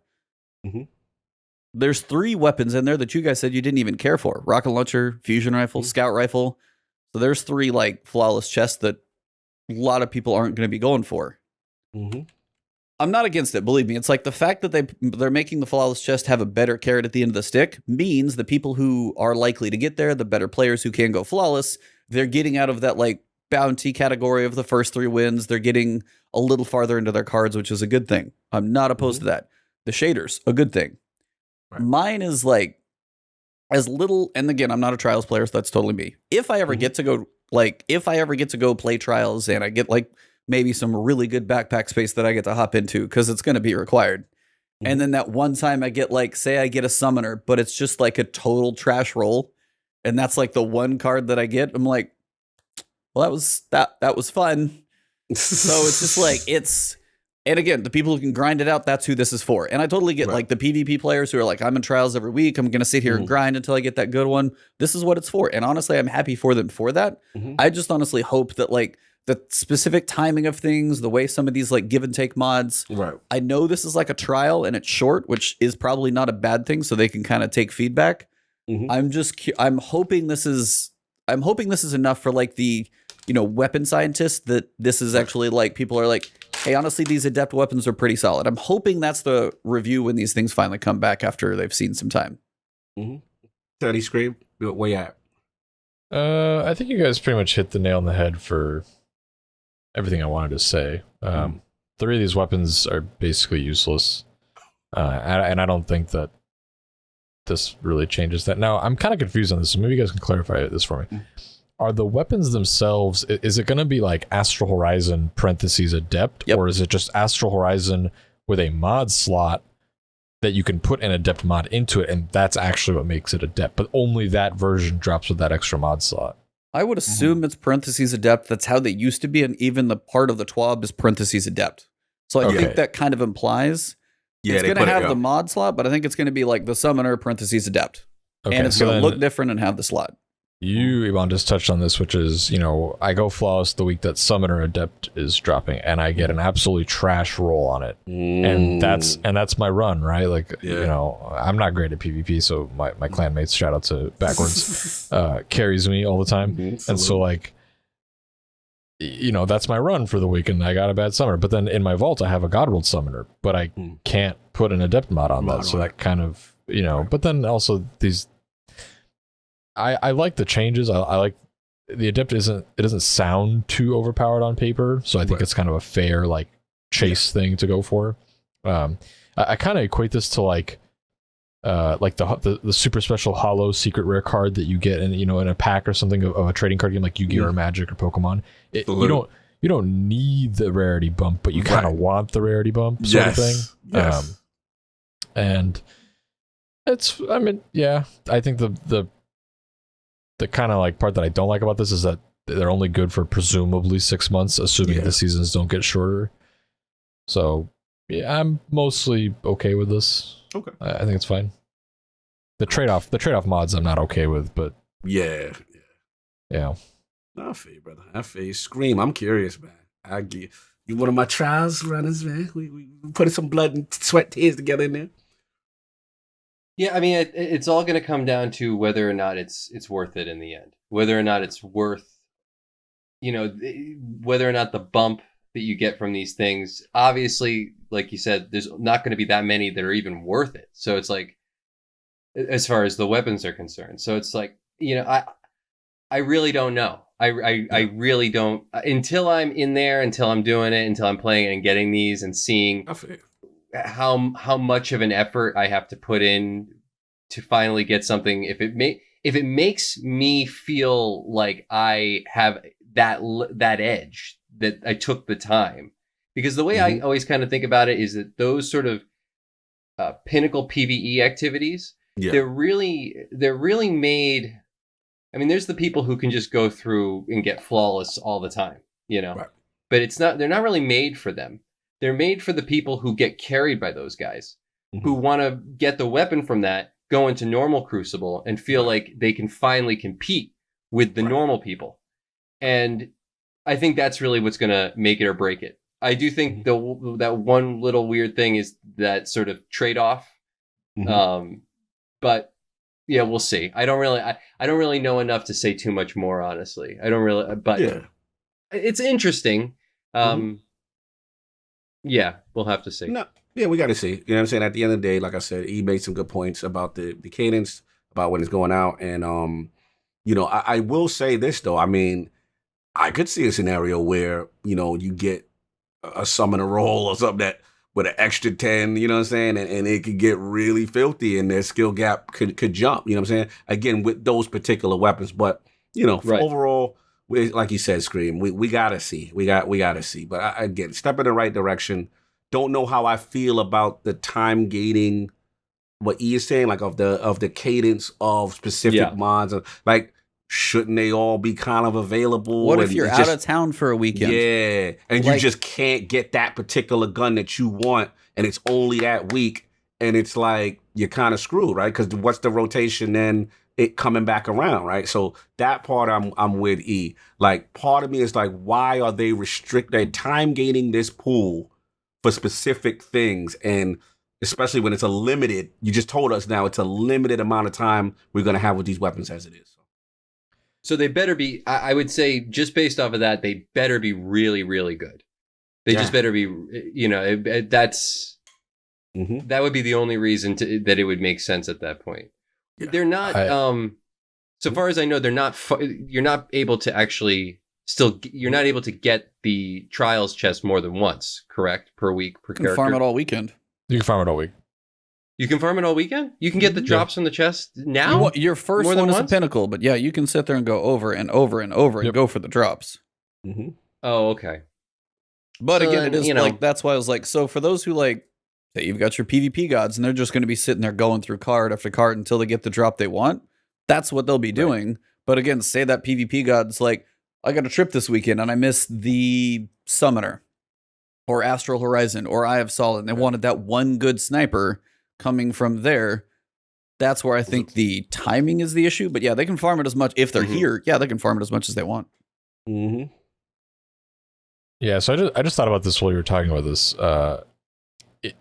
I feel like that they are intentionally gating the weapons or spacing them out in a cycle so that the player population of trials stays relatively active. Like some weeks, obviously, you'll have less people, like if the fusion rifle rolls around or something. But then when the shotgun comes up, everyone's going to be playing, right? And so, I almost think that this is a very deliberate choice to keep, because the player population is a problem in trials, especially after the first month of the season they introduced it. It was like, that's it, it's done. Like, and even the beginning of this season too, it wasn't great. Getting the second flawless title this season was a nightmare. The first season it wasn't that bad, but this season was not. That was awful. So I think it's intentional on their part. Yeah, I mean, it makes sense. And again, like the people who will go be like, okay, so what are the drops this week? Like, as soon as we know the drops, you could probably guess what that population is going to look like, because there's going to be some people wanting to farm that thing, and there's going to be quite a few people in there. That might actually be a time for the average person if cheating is under control as a thing. But again, this will be the biggest thing. Is you put those really coveted weapons at the end, this is going to exacerbate the cheating, if it's an issue, to the absolute maximum level. So if cheating is not an issue, then you're going to have a really popular weekend. The average person might be able to get a little higher in their card, get a little bit more. But if cheating is an issue, oh my God, I don't look forward to that. Yeah, shout out to J-Man in the chat. Also, he made a good point. Like, I want to know like how effective these adept weapons will be outside of it, right? Yeah. Outside of trials. Like, can I use this in PvE content and it be effective? You know what I'm saying? Will they at least open up the perk tree and add additional perks that maybe these guns didn't get So like, again, that fusion and the scholar. Yeah. Like I would like to use it in other things, being it is not that great in the PvP sandbox. So how about you throw on, some cool perks or some damage increasing perks and stuff like that that weren't there the first time to now incentivize us to roll? Because let's be honest, when the scholar comes out, who's really pumped that week? Yo, 7 wins, scholar. You know, Well, what I'm and saying? Rocket launcher. Yeah. Oh, yeah. Tomorrow's answer is out this week. Let's do it. Yeah. Y'all ready? Tomorrow's Well, answer. This is what makes me wonder what the Nightfall type adepts are going to be. Like, if we get that's a bad example. I'm trying to think. Nope, can't go there either. I'm trying to think of strike exclusive, but half those strikes are leaving the game. Yeah. If there is a strike exclusive, I can't actually pair one together that's staying. Take duty bound, for example. I know it's leaving. Right. So you get a duty bound auto rifle, and now you have a adept version of a duty bound auto rifle. Right. Is that going to excite me to go grind out like Grandmaster Nightfalls for this? Right. If that's what these look like. I mean, for PvP, it's more of like a balanced situation where things can't be like crazy over the top. Like you will break things in PvP. So working on a little bit of range, or like for controller players, maybe you want more stability and you can get like plus 20, which will feel.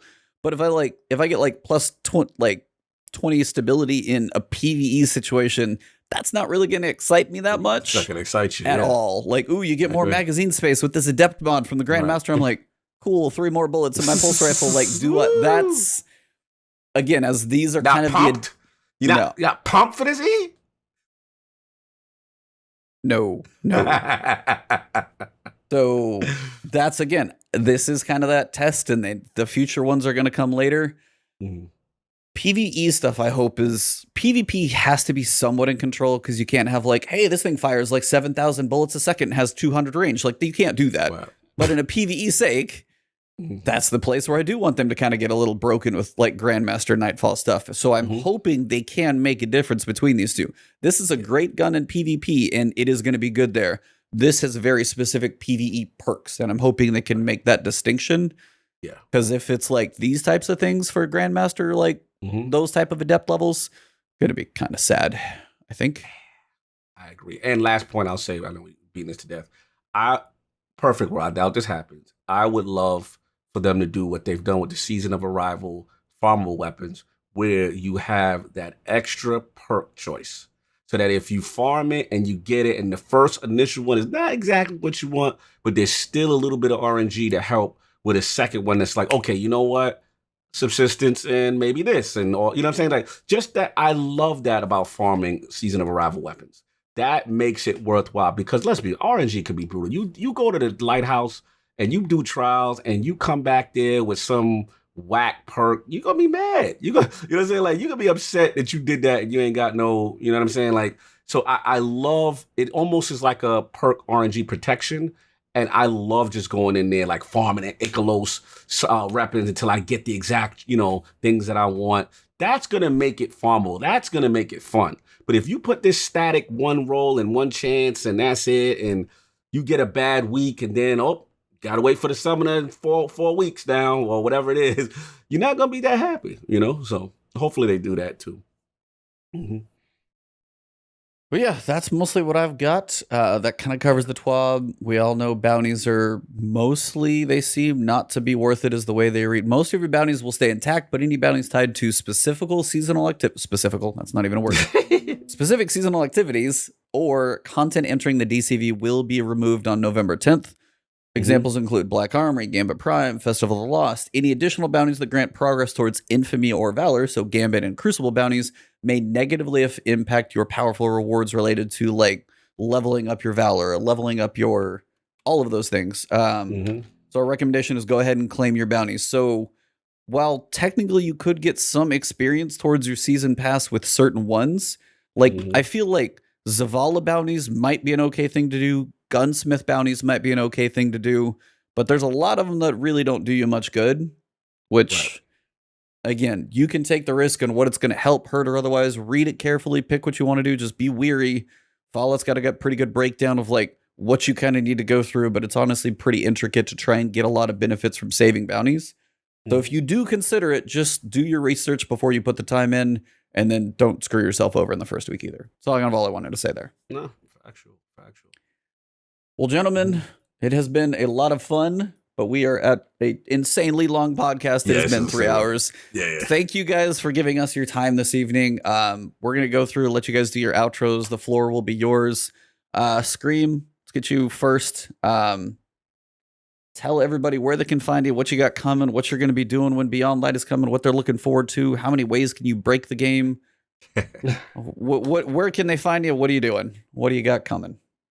Well, you can find me not tweeting out any of my content on Twitter at Wilhe1m_stream. The humble content creator.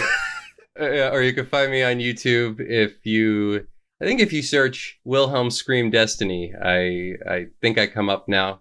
I think even Wilhe1m Scream actually comes up. I'm finally beating the actual Wilhe1m Scream on YouTube, which is Salute to the funny. algorithm.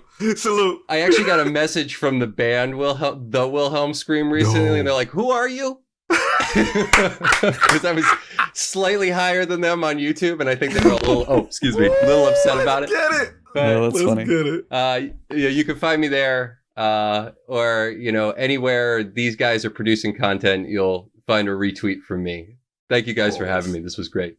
Always, brother. Always a pleasure, man. You already know. Big Scream in the building. That's what's up. Tweet those videos, man. The videos are good. You need to promote. I had to do that to you. Teddy Ted, man. The legend. What's going on? Yeah. Thanks for having me again, guys. This is always awesome to talk about Destiny and kind of air my grievances and salt out a little bit. Oh, it's good to get it out there. It's therapy for us, don't right? keep that all inside. It's not healthy. Yeah, I mentioned this off stream, but by pure chance, I have now been on every 21 episodes, so I expect we can go ahead and book your next one right now. Actually, let's go ahead and mark it out. 146. I'll be waiting for it. Yeah, 146. We'll get you in. We'll catch them in. And I feel like it kind of fits the end of the season theme because we've always around that point, so it's nice. But anyway, thank you guys for having me so much. It's always awesome talking to you. Wilhe1m. It's also nice talking to you and meeting you. It was great meeting you too, Teddy. Yes, yeah.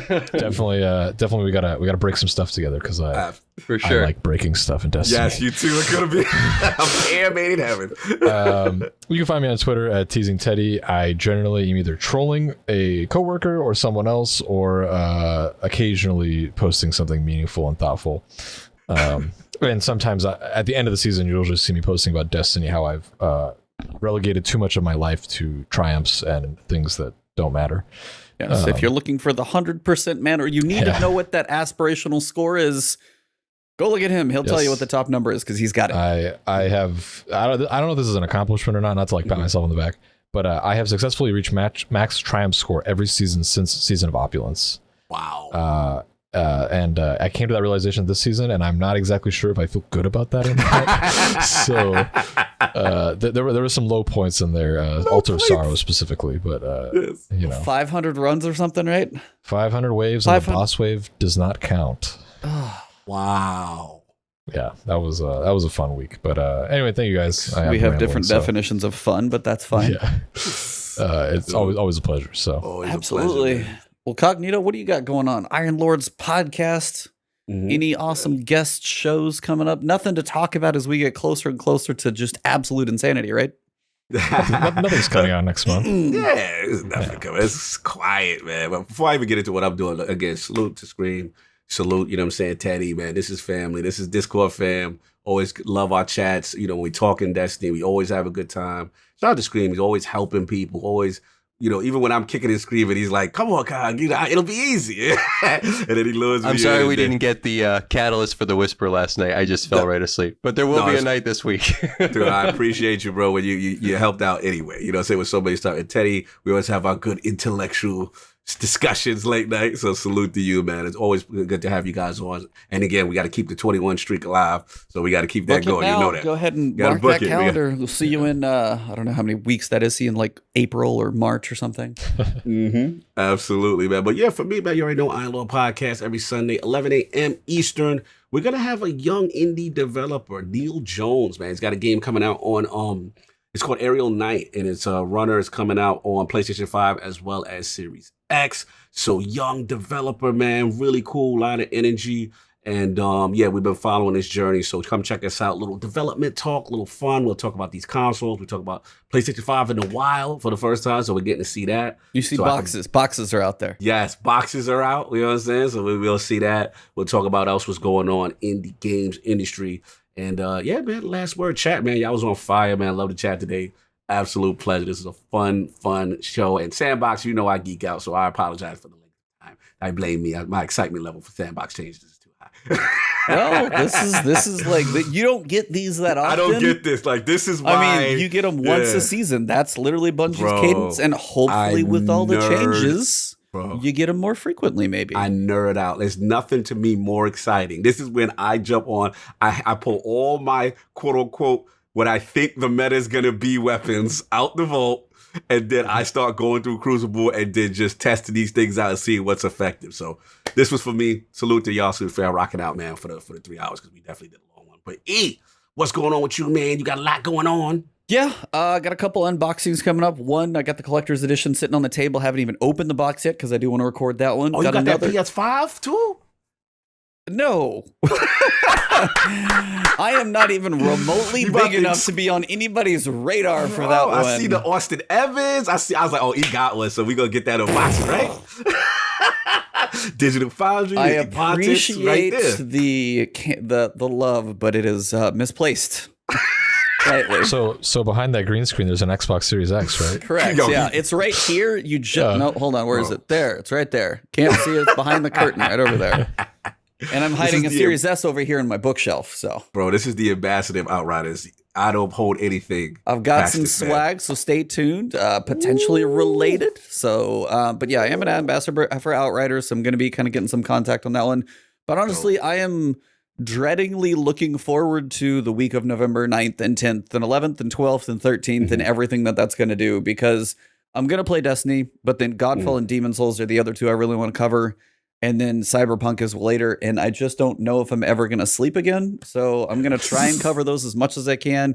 If you guys are subscribed to the YouTube channel, you're probably going to see a lot of videos. They may not all be Destiny, but Destiny will be sprinkled in. But it may be like Demon Souls, Godfall, Destiny, or some relation thereof. But I'm going to try and do as much as I can during that time because I have the full week off. So you'll probably see me crying on stream every so often as well. But that's about all I got. Twitch, Twitter, YouTube, it's Ebontis everywhere. Thank you guys very much. I am working with an artist on kind of a shirt design as well for me to try and actually get a shirt. So kind of curious where it's going to look. I want to get it like designed first before I even know if it's going to be there, but I am working on kind of my first shirt. So no idea the timing on that one, but keep your ears peeled as well. But I do want to thank Scream, man. Awesome to get you in here. It has been a long time coming. Always love. It was a perfect one for you. Story, theories, spin foils. Oh yeah. And then of course, Teddy at the end of a season, seeing the triumph score, getting the theories about everything. Both of you guys amazing. And of course, my co-host, LordCognito. Couldn't do it without you, man. We always keep this train going. For this episode, guys, we have gone way too long. So if you guys made it to the end of this thing, I am honestly surprised. But we'll find out. Thank you guys who all listen on audio. If you do listen to us on Spotify, iTunes, anything like that, please leave likes, positive reviews, however that can help us out. And I think for this week, I've got I know who we're going to go raid, so stay tuned for that one. But for episode number 125, October 23rd, thank you guys very much. And it has been the last word.